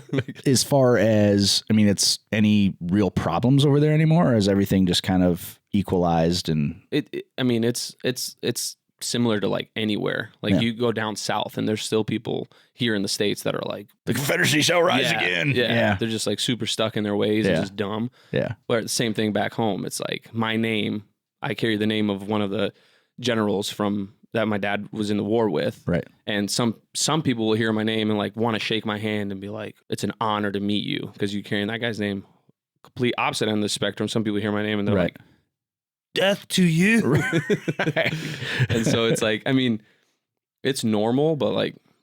So over there was military service compulsory? Yeah, you had to go. So everybody served, all men. 18, you're gone. And was that like a always kind of thing? Like you just had your however many years of service that you served, kind of like in Israel where everybody serves for. It's almost like a college. Like you go and do your gen eds, but like you're doing 2 years. And is that what it was? Is 2 years? It was either 2 or 4 years. And then during the war, could you get out after that 2 or 4 years, or were you conscripted and you had to stay in until they were done fighting? Pretty much till they were done fighting. And the war was weird. Yeah. So like, this is the best way I can like put it in perspective for you. Like imagine there's a war going on in downtown Waterloo, and we have our battle for the day, and then you just walk back here and go to bed. Really? Yeah. It was a civil war. Yeah. So like they fought, and then like some people would just walk back to their home and sleep at home, and then wake up in the morning, gather up again, and go fight somewhere else. So like no real battle lines. It was just like wherever the skirmish broke out that day. Pretty or much. What? Really? Yeah. That could be kind of terrifying. Absolutely. I like they would like there's stories that I've heard where like people are just walking at night, you know, troops. And then like all of a sudden you just hear the opposing forces, they would play certain songs and you would know that they're coming. Wow. And it's like, and then they'd get on a megaphone and be like, if you want to live, you better come out right now and you'll live. And they just, you know, wanted you to come out of the house so they could kill you. You did not tell the truth. Yeah, you lied. Yeah. Wow. I couldn't imagine. It's just such a foreign idea that I think people forget for all of this country's issues and barring living in like an inner city gang infested area. Yeah. Like that's just not something any American has to face. Yeah, it's just not something you never think about. Yeah, for now. For now. Yeah. I mean, things are looking a little fucking sketchy. It would be insane. Like, let's just hypothetically think about it. What would happen to like 90% of the population if something broke out tomorrow? Like some people, like if they would just cut off the power, how many people would die from starving? Yeah. Well, I mean, just look at any time there's a winter storm or a heat wave. Yeah. Like especially in places that don't normally have that kind of weather. You remember like 3 years ago in Texas, like got like a quarter inch of snow. Yeah. And and then that ice storm and people were going and buying F-150s to act as their generator because they were panicking. They didn't know what else to do. Stores were running out of everything. Yeah. Well, we had a real bad cold for a few years and you couldn't get toilet ass paper. wipe. Yeah. Like it's insane. Yeah. Like it's just this. What a time to be alive. Yeah. One pack per family. And meanwhile, people are getting in fist fights at Costco because they're like, I'm taking this whole thing and reselling it. It's just, dude, hand sanitizer was like the cocaine. Like what cocaine was in the 80s and 90s, hand sanitizer was in 2020. Without the fun parts. Without the fun parts, I mean, I remember at one point when the hand sanitizer, like it was so painfully obvious it was being made in distilleries. Yeah. It would smell like tequila. The hand sanitizer, dude, it would smell like tequila. Yeah, I was like, oh god, and it was really runny. Yeah, or just shoot like across the room, like a bad internet video. Yeah, it was just like because the tip would get crusted. Yeah, like just enough. Yeah, it was like, oh come on, man, make that noise too. Yeah, it did. You get on your shirt, like, oh, what the fuck? I saw something the other day or heard something the other day where someone made the claim that there could never be a civil war in the United States because it's too large of a landmass. And I'm like, you don't read history books. Yeah, what the hell? There was did they one. Know that there was one? I don't know. I don't know. Because there's that new movie coming out, Civil War. Have you heard of it? So it looks terrifying. Really? Yeah. It's gonna give people some ideas. Yeah, I think so. I mean, and it's like an all out deal where people are picking apart the trailer in the weirdest ways, right? So in one part of the movie, it says the California and Texas alliance, and people are like, "There's no way we would ever join up with California, the libtards. And it's like, I think you're missing the point. Yeah. I think you're missing the point that if there were a civil war, alliances are going to be made for survival. Absolutely. Like, you don't understand.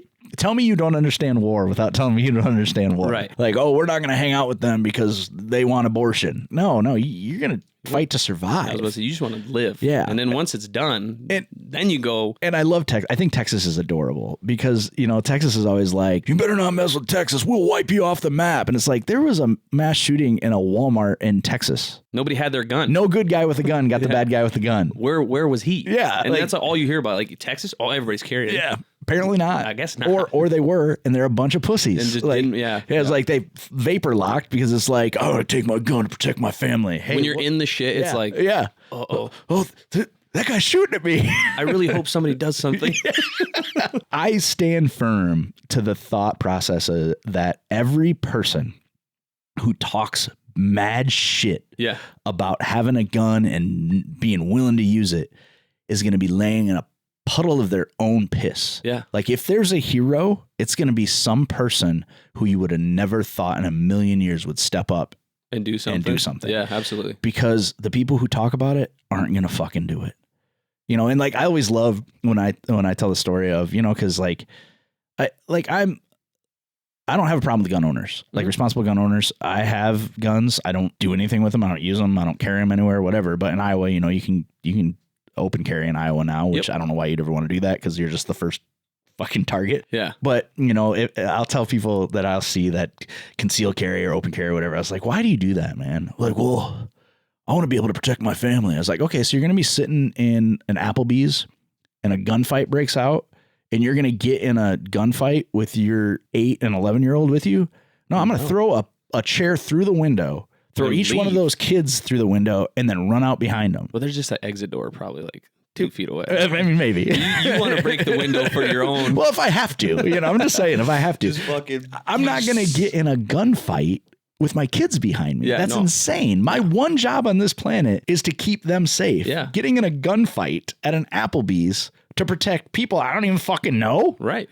No, I'm leaving. I'm going to run so fucking fast, so fucking far. You're a coward. Like, no, I'm alive. This hero mentality, this idea that I want to be a hero is so stupid. There's a lot of that, though, in law enforcement. Yeah, I suppose there probably is. On duty, I get it. Yeah. Like, I get it. Yep. You're on duty.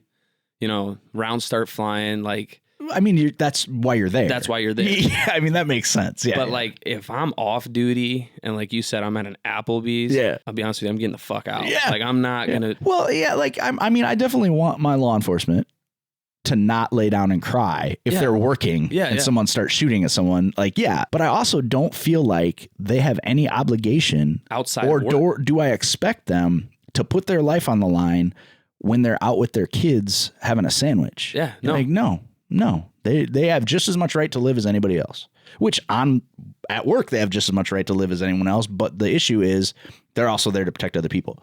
So like, I get it. Like, I get the like mentality of, hey, well, I got to do something, but I hold them to no standard. Now, if I got my family out and I had access to a gun, would I go back in? Potentially. Depending on the situation.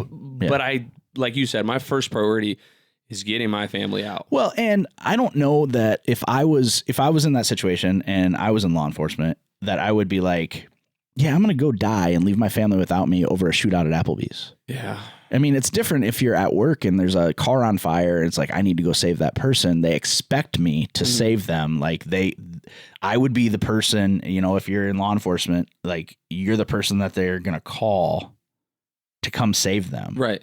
Then there's kind of an expectation. And then you show up and you're like, that's hot. You better call somebody. You better call firemen. Call somebody. I called you. Like, call somebody else. Yeah. The phone's off the hook.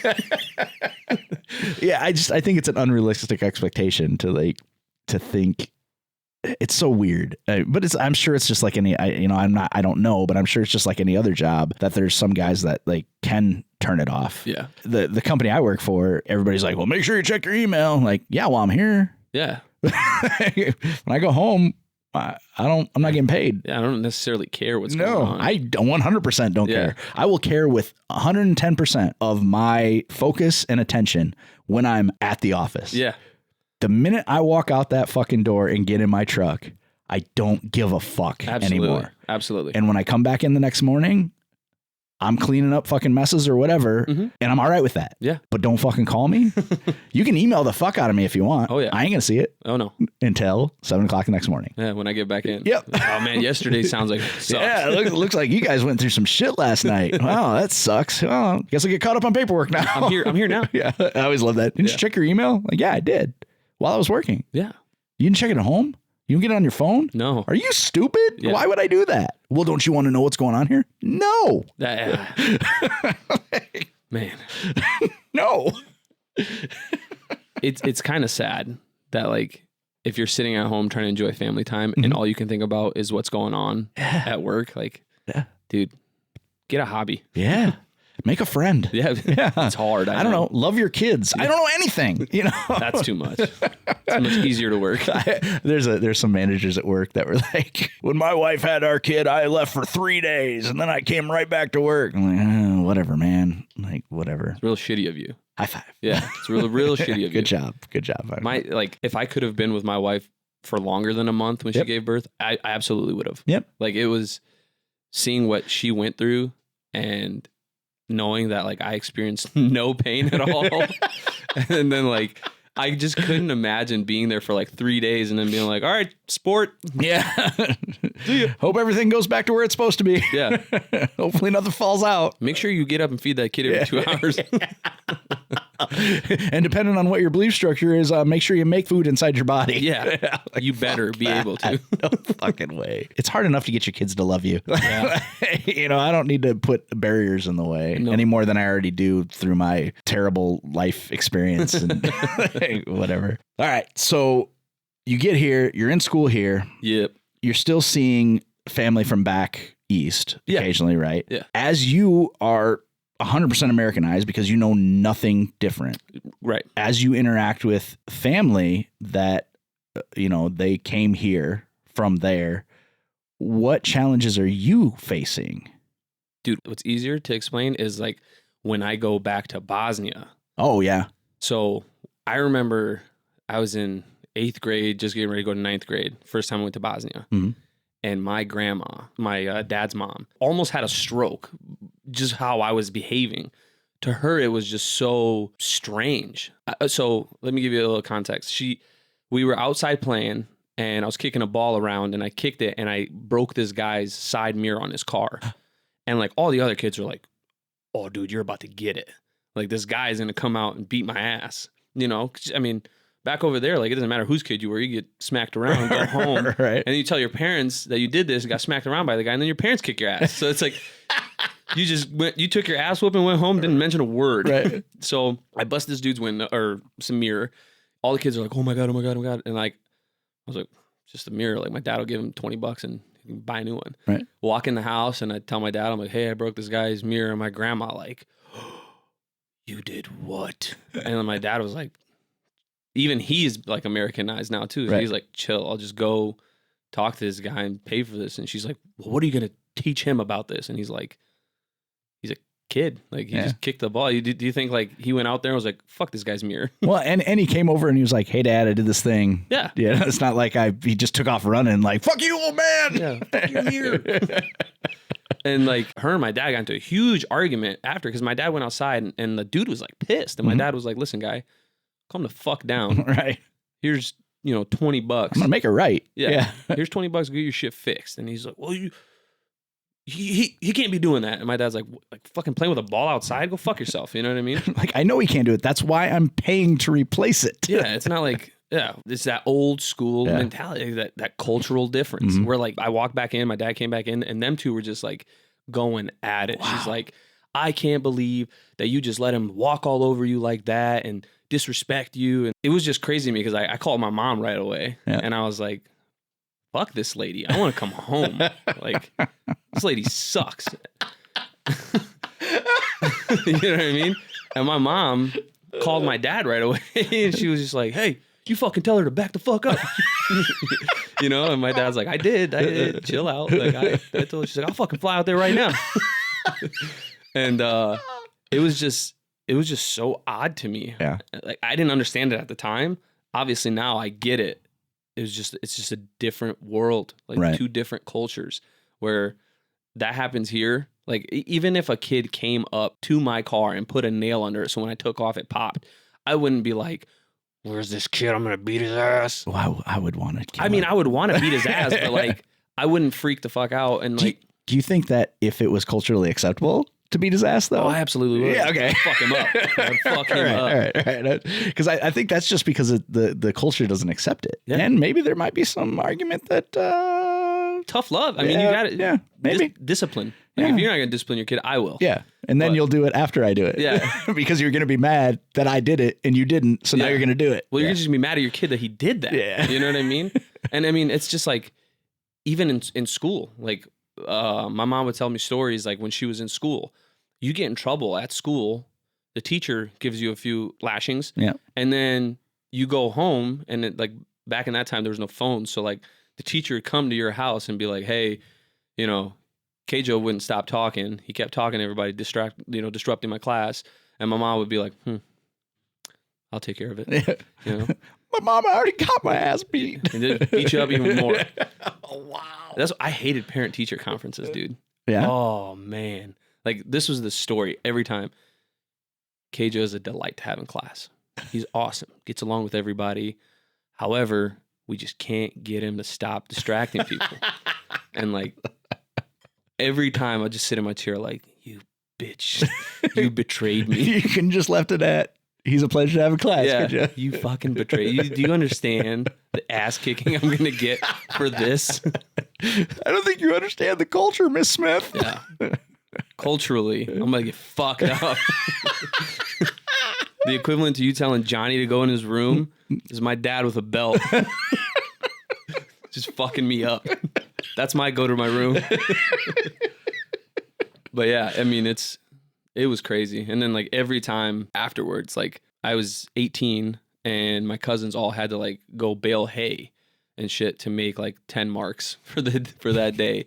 I was on vacation. Like I wanted to go out. I wanted like, 18, we can go to bars, we can drink, we can smoke, know, cigarettes. This is the coolest thing in the world. Right. So like, I'm like, come on guys, let's go. And they're like, dude, we got to go work.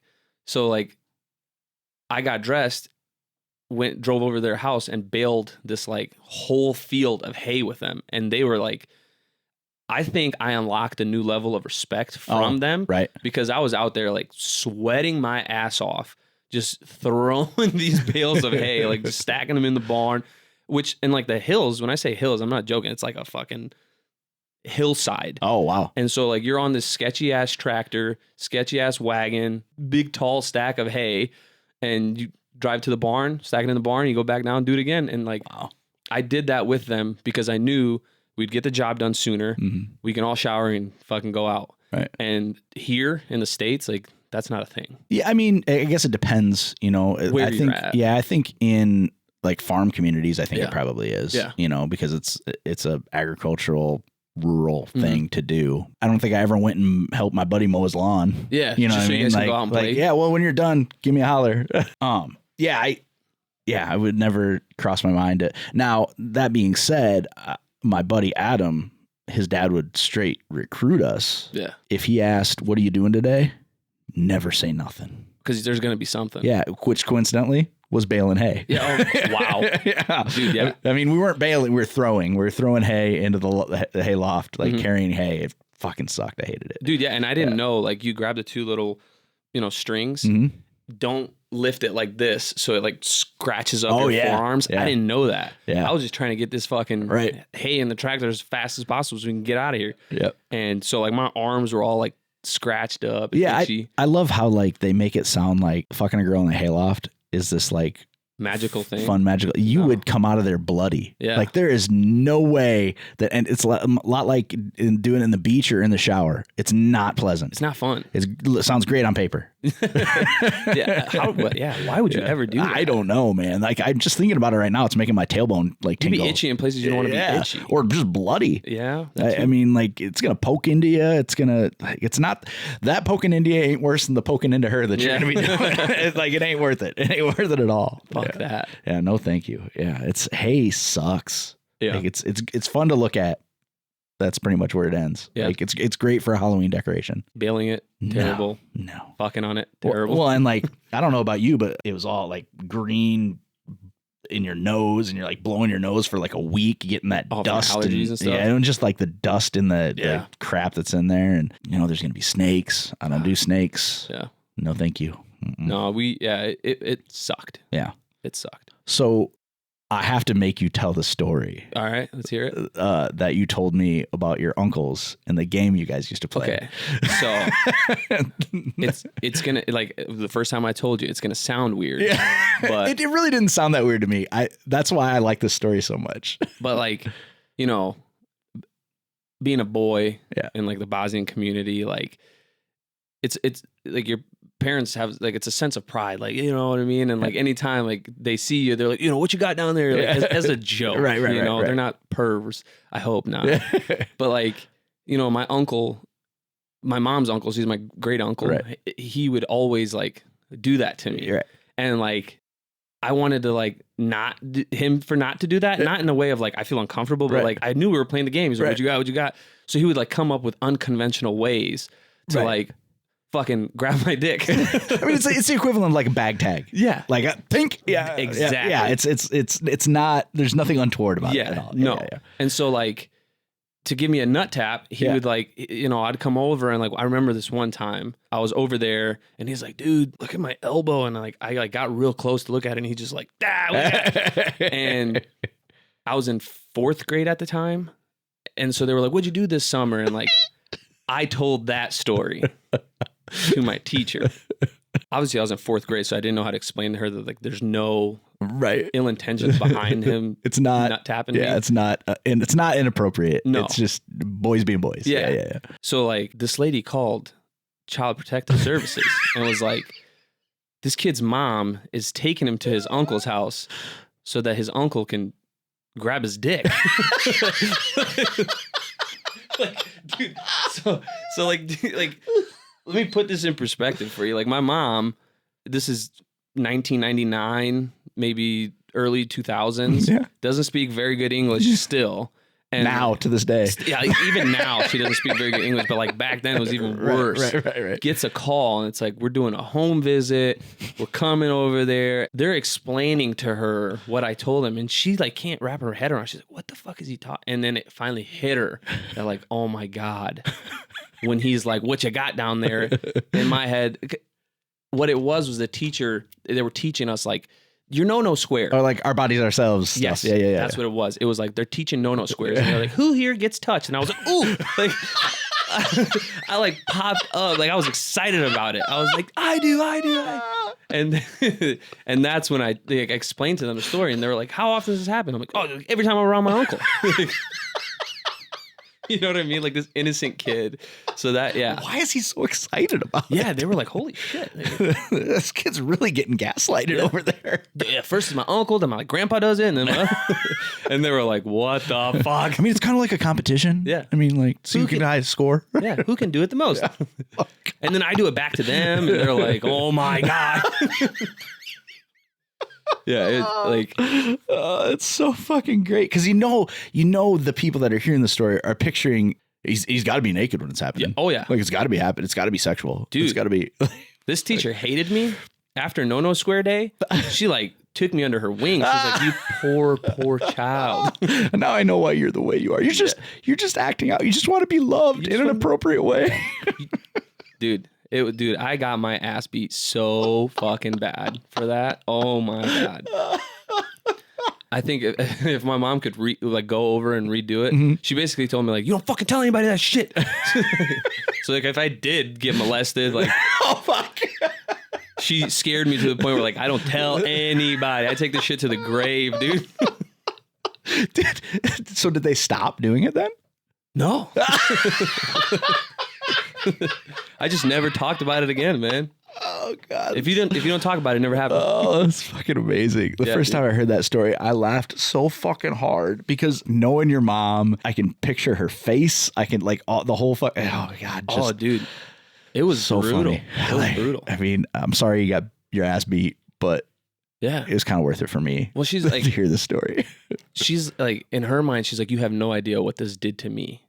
Oh, and I'm like, why are you making this about yourself right now? Because like everybody was looking at her like she's the worst parent ever, you know? And I'm like, I didn't know that that's what they meant. Right. All they asked was like, who gets touched in this box? And I delivered. I was like, I do. I just wanted to feel like I was part of something. Yeah. Fuckers tricked me. They asked me now, I'd be like, I don't get touched there. Yeah, not anymore. It happened once. Yeah. Happened once, and there she is, my beautiful baby daughter. Yep. Nah, it was quite the experience. So since you were Americanized, you were born here, friendships throughout school, super culturally well-rounded. Yeah. Yeah, so you're friends with everybody. Yep. Pretty social guy, really. Yeah. And then you get into high school. And the only reason I set the basis of this up is because your wife's Bosnian. Yeah. So was that by design or just like it just happened? It almost is. Like, you know, growing up, I've been with all kinds of girls and everything like that. But like. Easy, Lothario. Yeah, sorry. Ultimately, though, I just wanted to be with somebody that has the same core beliefs that I do and my parents do. So that our daughter now, we can kind of continue the same culture type, you know? Sure. Whereas like the hardest thing, I dated this gal who's Catholic. Oh, wow. And my mom was like, you know, let's say you guys stay together and you get married, like that child, she's going to want it to get baptized. Right. Whereas like me being Muslim, right. I don't want it to get baptized. You know what I mean? Right. And like, that's where there would be a clash. And you couldn't have picked any more polarizing, like, you know, it doesn't really get, I mean, well, I guess there's one other religion would have been a little bit more polarizing. Yeah. I thought about it and I'm like, you know, this is the 21st century. Things are changing. Obviously, people are less and less religious. Yeah. It sucks. It depends on what you believe. You know, it sucks. Like people are going away from faith and, you know, I think it's awesome, like interracial relationships, whatever your religion, whoever, I don't care. I think it's awesome. But to me personally, I was like, dude, I just don't know that I could like take my kid to Sunday school and like she comes home and she's talking to me about Jesus and all this other stuff that I'm like, well, I hear he's a nice guy. Yeah. Not nearly as big of a deal as they're making him out to be. Yeah. I hear he's a nice guy. You know, he died for our sins, Dad. And I'm like, well, did he? I mean, he was just really a prophet. Yeah. I mean, really. And that's the thing. It's like, I thought about it and I'm like, you know, I remember I went with her on a family vacation and it was right before Christmas and they went to church and like, I just stood in the back while everybody went, what's that? They eat communion. Yeah. And they're like, it was Lent and she was giving this up. And I'm like, only dumb religion gives stuff up at certain times of the year. Yeah. Like, and especially for a month at a time. You guys don't, what? Yeah. So, I mean,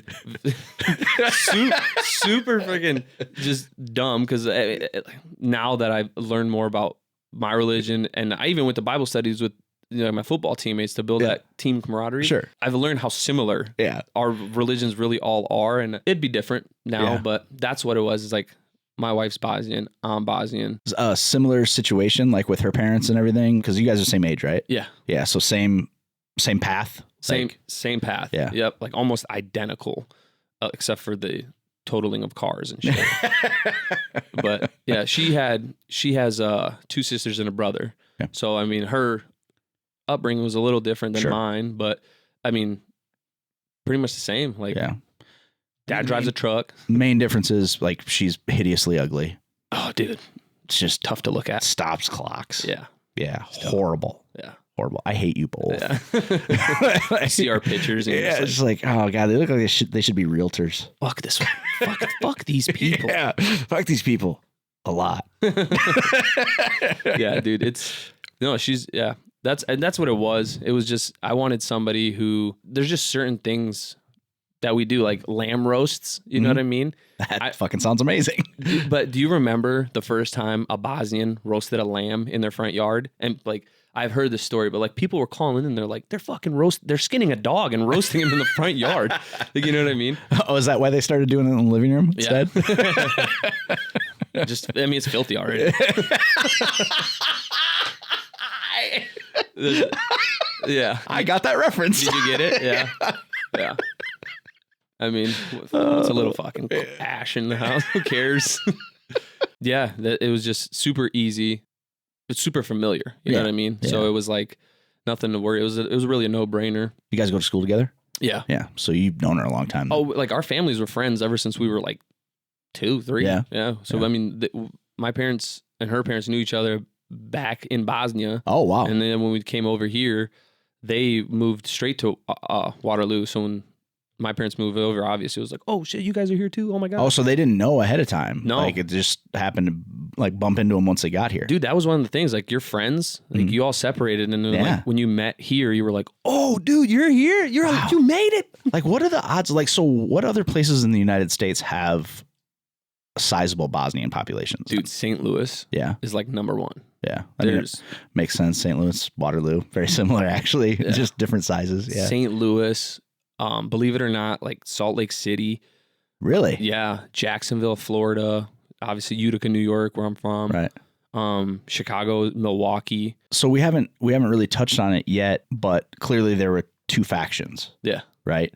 So there are the Serbians. Yep. And then everybody uses the term Bosnian. Is that right? Or is it just a generalized term? How do you mean? Well, like, so obviously when you say like there's Bosnians there? Everybody's Bosnians. Yeah. You know, everybody's Bosnians. So is it the Bosnians and the Serbians? Is that how you break it down, or how does it? Oh yeah, there's Croatians, there's Bosnians, there's Serbians, but like anywhere that we talk about, it's like, oh yeah, there's Bosnians all over there. But they could be actually Serbian. Right. Yeah. So as far as the conflict was between the Serbians and the Croatians, or how did that work? How was that breakdown? It was like Serbians, dude. It was like a civil war between everybody. Okay, it was so weird. Because normally you think of it as there's 2 sides, but like it wasn't that simple. Eastern Bosnia and Western Bosnia, that was like they were clashing because the Western Bosnia didn't believe in what Eastern Bosnia wanted, and so they clashed there. And like Serbia necessarily wasn't our friends, but they were like, we were like, I mean, we kind of want the same thing. So like, okay, we'll help you out a little bit here. Okay. But they still didn't like each other from what I understand. Like I didn't dig too far into it just because I was raised over here. So right. Like, I hate to say like I didn't give a shit, but like I don't. And there's still people like my age who are like, oh, you're from the West Side? Fuck you. And it's like, dude. Like, no, I'm from New York. Yeah, like I don't, like whatever happened over there, it was terrible. I get it. But like, we're fucking raised over here, man. Right. Like I don't give a shit where. Yeah. Well, and you weren't even born over there. Yeah. So it's like how are you going to... How are you going to pick a side, man? Like, I wasn't there. I mean, obviously, there's some terrible shit that happened over there. Yeah. So who were the... Where can I pee? Yeah, absolutely. In my pants? Yeah, let me... hold on. Let me make sure. Going on one. Did you train him to, like, jump on legs? Yeah, mostly, especially if they're hurt. Yeah. Like, get him. Get that asshole. It's pretty. I want to see him feel pain. Yeah. What the fuck are we talking about? I don't remember. I'm with my wife. Oh, yeah. So, I mean, obviously, you keep it in the culture because fuck Americans. Yeah. Right? You guys been married for how long now? We've been married for 2 years, but we've been together for like 7. Yeah. And then you got a beautiful baby girl. Yes, sir. How did that change your life? Dude, you know, you hear you will love nothing more than this thing. Yep. And I swear to God, like, I'm not a very emotional person. Yeah. But like when she came out and the first time I looked at her and she was like, nah, like I started crying instantly. Yeah. Like, and the first thing I do is look at my wife and I was like, dude, she's perfect. And like, I was bawling. Yeah. I've had a dog. I loved that dog. Yep. But like, there is nothing more that I love than that kid. And like thinking about it, I'm like, dude, if I still had that dog and like he came after her, I'd like choke him with my bare hands. Like, Right. I love this kid. Right. And I mean, it's just like, I'm so much more appreciative of like everything my parents did for me, especially since I've had her, just because I can see like how much more I want to do for her. Right. You know what I mean? It's just like, I don't even live for myself no more. It's like, I'm just only focused on this kid. Right. It's crazy. It's amazing. Yeah. It is a different thing, but yeah, that feeling, you don't feel it until you feel it. No, dude. Yeah. And there's no word. Like, I mean, I can just ramble on all day, but like, there's just no words. And even like my wife, like I knew I loved her. I married her, obviously, but like when she gave birth to her, I didn't know that I could love her even more. Yeah. I was like, dude, like you're the shit. But when it comes to kids, I heard Dax Shepard on his podcast was talking the other day. He's like, I mean, my wife could still do something someday that I'm like, I'm done. Yeah.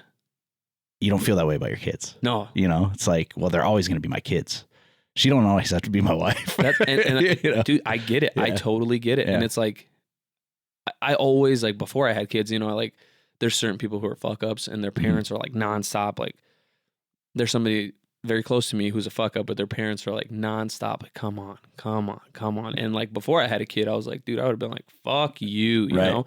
Whereas like now, I don't know what it would take for me to just tell my kid, like, fuck you. Is she talking yet? Yeah. Like sentences? No. You just wait. Yeah. Well, and even like, I get it. Like, you can just be like, fuck off for like 30 minutes. Like, just, but like, I just don't know that I could ever be like, I don't want you in my life. I had a weird thing happen this morning. So I was up at like 5. I wake up early a lot, and I was like, fuck, this house looks like shit. My wife's gonna kill me if Kedo comes over here and like it just looks like a hovel, it's just dirty and disgusting anyway. Hey, if anybody gets it, it's me, dude. You know how we live. Yeah, like animals. So I was cleaning up the dining room table, and that dining room table is not.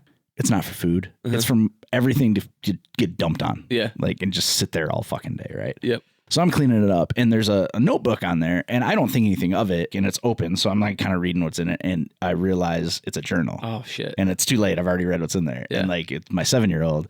I hate my dad. Oh, I hate my mom. God. I hate Ellie. And I'm just like, oh, man. The first time you break your daughter's heart is going to be fucking brutal. Because I did it just this morning. Did you? Yeah. She didn't want you to leave? But she doesn't understand. Yeah. I struggle because I was parented very strange. Mm-hmm.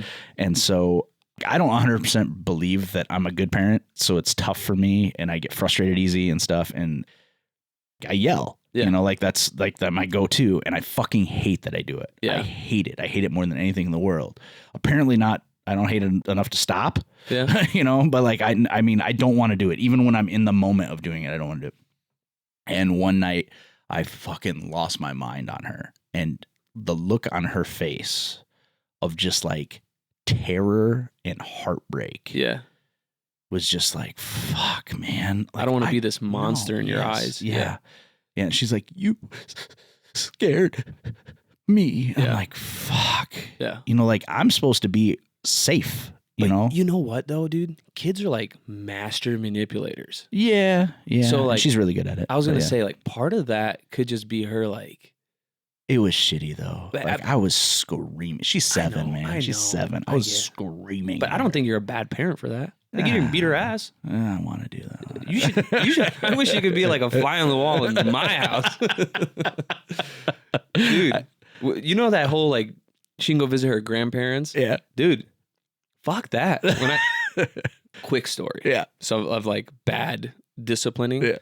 My grandfather, my mom's dad, owned a ranch in New York, and the sheep kept fucking getting out, so he had to put in new T-posts. Mm-hmm.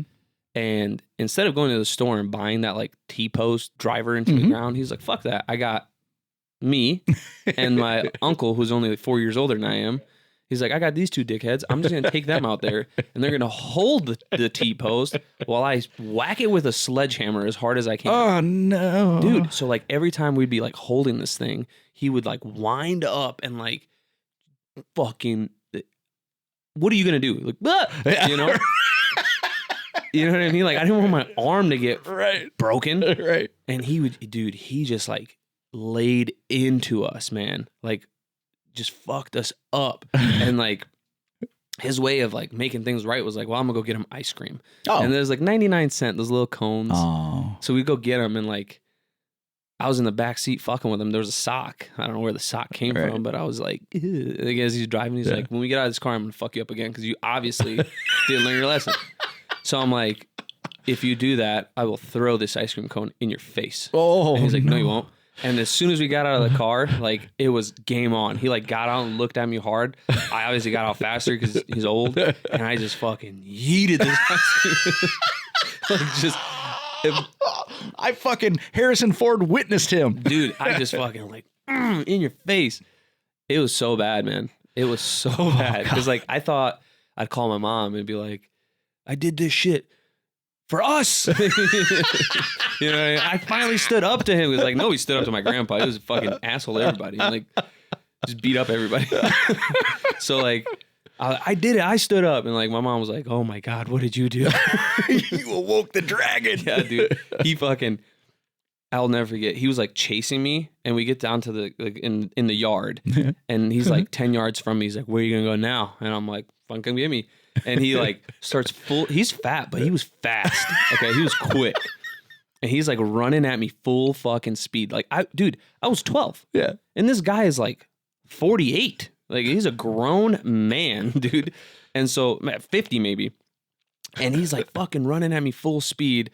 I like step left hard as fuck and cut back right. And he just lets this noise out. Like when he's like, ugh! And I watch him like topple over his body, and I just juke the shit out of him. And like my uncle was he was petrified, and so was my grandma. My grandma's like, I can't say shit. He's gonna beat my ass. So like they watched me like juke him out of his shoes, and they were like, oh, like in the back, oh shit. Like, dude, it was like a fucking highlight on ESPN. And, like I got away from him. My mom fucking sent my dad over.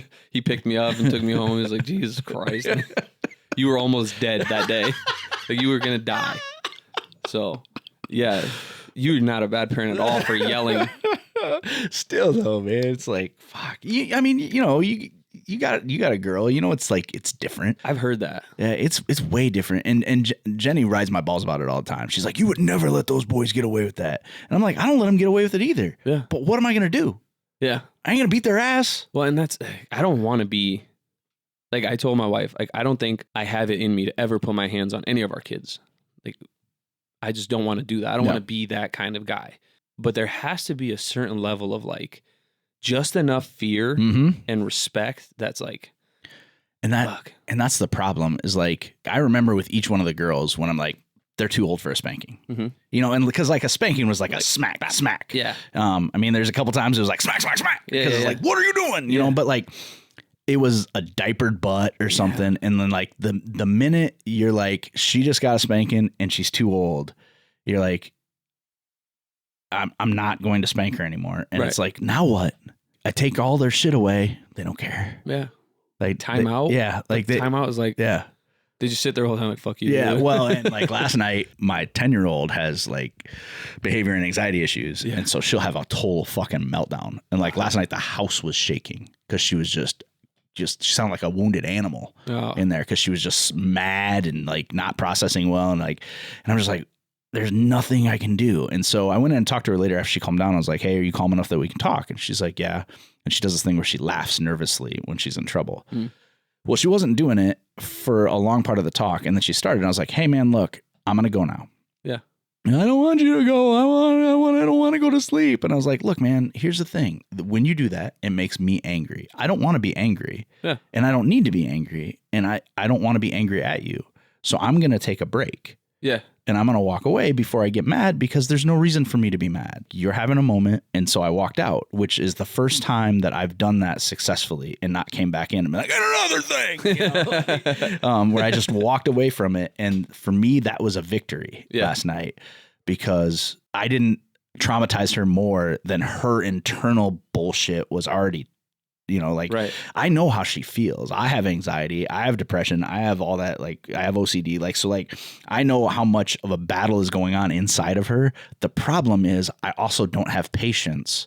So while I should empathize with what she's doing, Inside of you is like, come on. Yeah, I'm always just boiling. Yeah. Like I'm just below where you put the noodles in, you know, and I don't want to feel that way. Like I want to enjoy the time with my kids. Like this should be the best time. Yeah. Because they're both going to get their periods and I'm going to hate them. Yeah. You know, and then they're going to hate their mom and they're going to hate life. And then they're going to like everything. not want to hang out with you. Yeah. They're going to want to like go out, be with their friends. And then you're just going to be there like, I thought we could do this cool thing. And I got frustrated because so is your daughter, is she still in how old is she? She is 16 months. Okay. So she's still in a crib?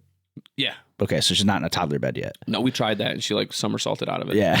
It was fucking terrible. Both my girls were real good about once we switched them to the toddler bed. Like they were so excited about having a big girl bed. Yeah. Like they're super stoked about it. But so now every night I go lay down with my 7-year-old every single night. Yeah. And she calls it tuggling. So I go get in bed with her and we lay there and we chit chat a little bit. And then most of it is me going, you need to go to sleep. You need to go to sleep.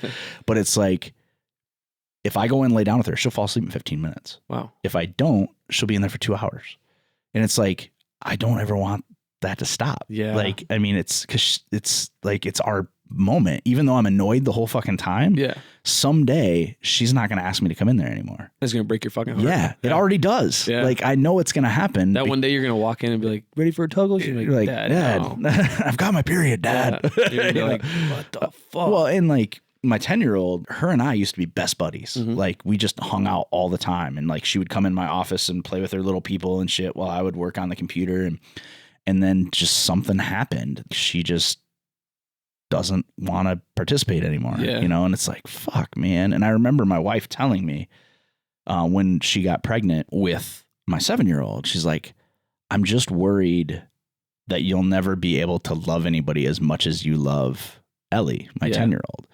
And I was like, yeah, I don't know what that looks like. And like, now my 7-year-old, like I'm her person. Yeah. Like if she needs something, it's me. If she's hurt, if she's sad, and the other one doesn't have any fucking time in the world for me. Yeah. And I'm just like, what a weird fucking. It's just weird. Yeah. Dude. Like I would have never thought that in a million years. And now whenever the 10-year-old's upset, she's like, I want mom. And I'm like, why not me? Yeah. Well, and it used to be like even. Yeah. Like it didn't matter which one of us was there as long as one of us was there because we co-parent. I mean, like it's pretty much right down the middle. I mean, it's a little awkward now because they're older. So like bath time and stuff. No go. No. Yeah. I'm like, dude, you guys are too old to be naked around me. Yeah. Like, weird. you got to learn appropriate boundaries and stuff.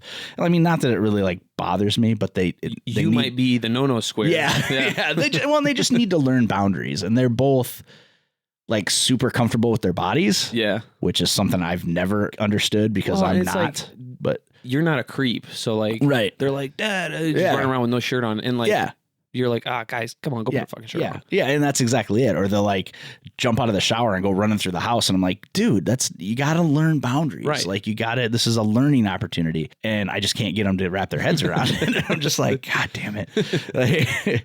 Like boys were so much easier. Yeah. You know, like they're dopey and they do stupid shit. But for the most part, the drama is so much less. Yeah. Like, I bet. And I'm not looking forward to that. No. I mean, with mine, it pretty much started immediately when they were born. Yeah. They're both dramatic as fuck. Well, dude, and like I said, my daughter is adapting my wife's personality. Yeah. Because they spend like all fucking day together. Right. And so I'm just like, how am I going to deal with two of you? And like, let's throw another one in the mix. Yeah. Like, what the fuck? You need a boy. Yeah. Yeah. I mean, like, dude, I'm outnumbered and overwhelmed. Yeah. That's when my grandson comes. I at least feel like somebody maybe gets it. Like when he goes over, but he's funny because he'll just I'll hear him come down the basement steps, stick his head in and go, "Hi, Grandpa. Hey, buddy. How are you? Good. Okay." And then he walks away. That's all it takes, man. That's all he wants. Yeah. Like he'll sit at the house and be like, "I'm gonna go see Grandpa Zach. I'll go see Grandpa Zach." And they'll bring him over and that's all he wants to do. Just say what's up. Yeah. And then he goes and plays with the girls. He might come down a couple more hours and be like, "Hi, Grandpa. Hey, buddy.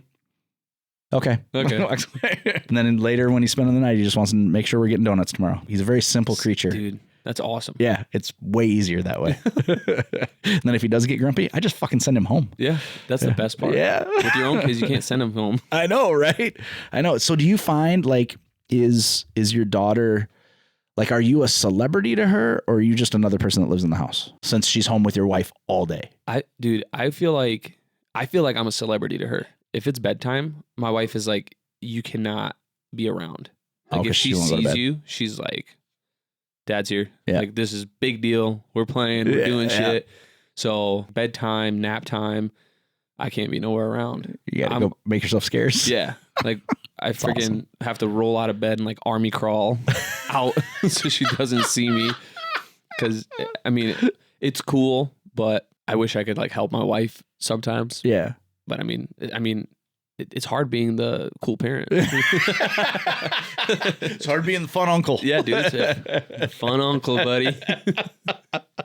Yeah, I hope she doesn't grow out, because that's pretty common. Like that, there's a special bond usually between fathers and daughters, and I hope for you that always kind of stays that way. I hope so, man. Yeah. But I know once she starts playing sports, she's probably gonna fucking hate me.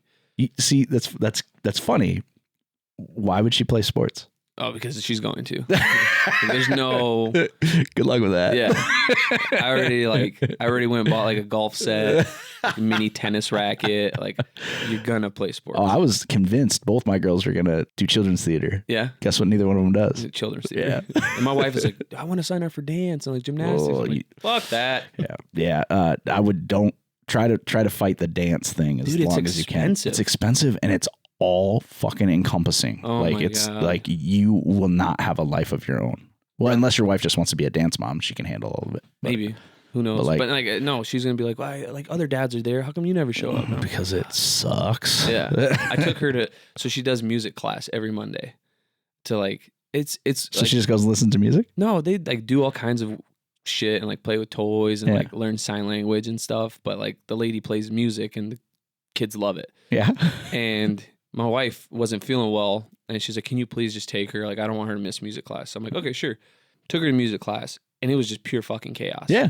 Like kids everywhere. Yeah, herding cats. Screaming. Yep. One has something the other one wants, and then a third one is like, no, I want that. And I'm like, how is this productive? what the fuck is going on here? I was like, if this is what dance is going to be like, or golf, like, I don't want. I feel like someone or multiple people have found a way to market shit that is completely unnecessary. Yeah. Your kid can, hold on just 1 second. Yeah. Hi.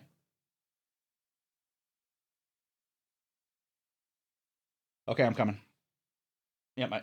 And unfortunately, right there was the moment that I got the telephone call that my wife and 2 daughters had been rear-ended by a drunk driver at 12:15 in the afternoon, which unfortunately cut the recording session a little short, but we were wrapping up. Good news, everybody is fine. No one was injured, and the bad guy went to jail. So that ends our conversation with Kedo Osmancevic. Hopefully we'll have him back again. I really, really had a good time, and I want to take this opportunity to thank him again for coming into the studio and sharing what it's like to be a first-generation American.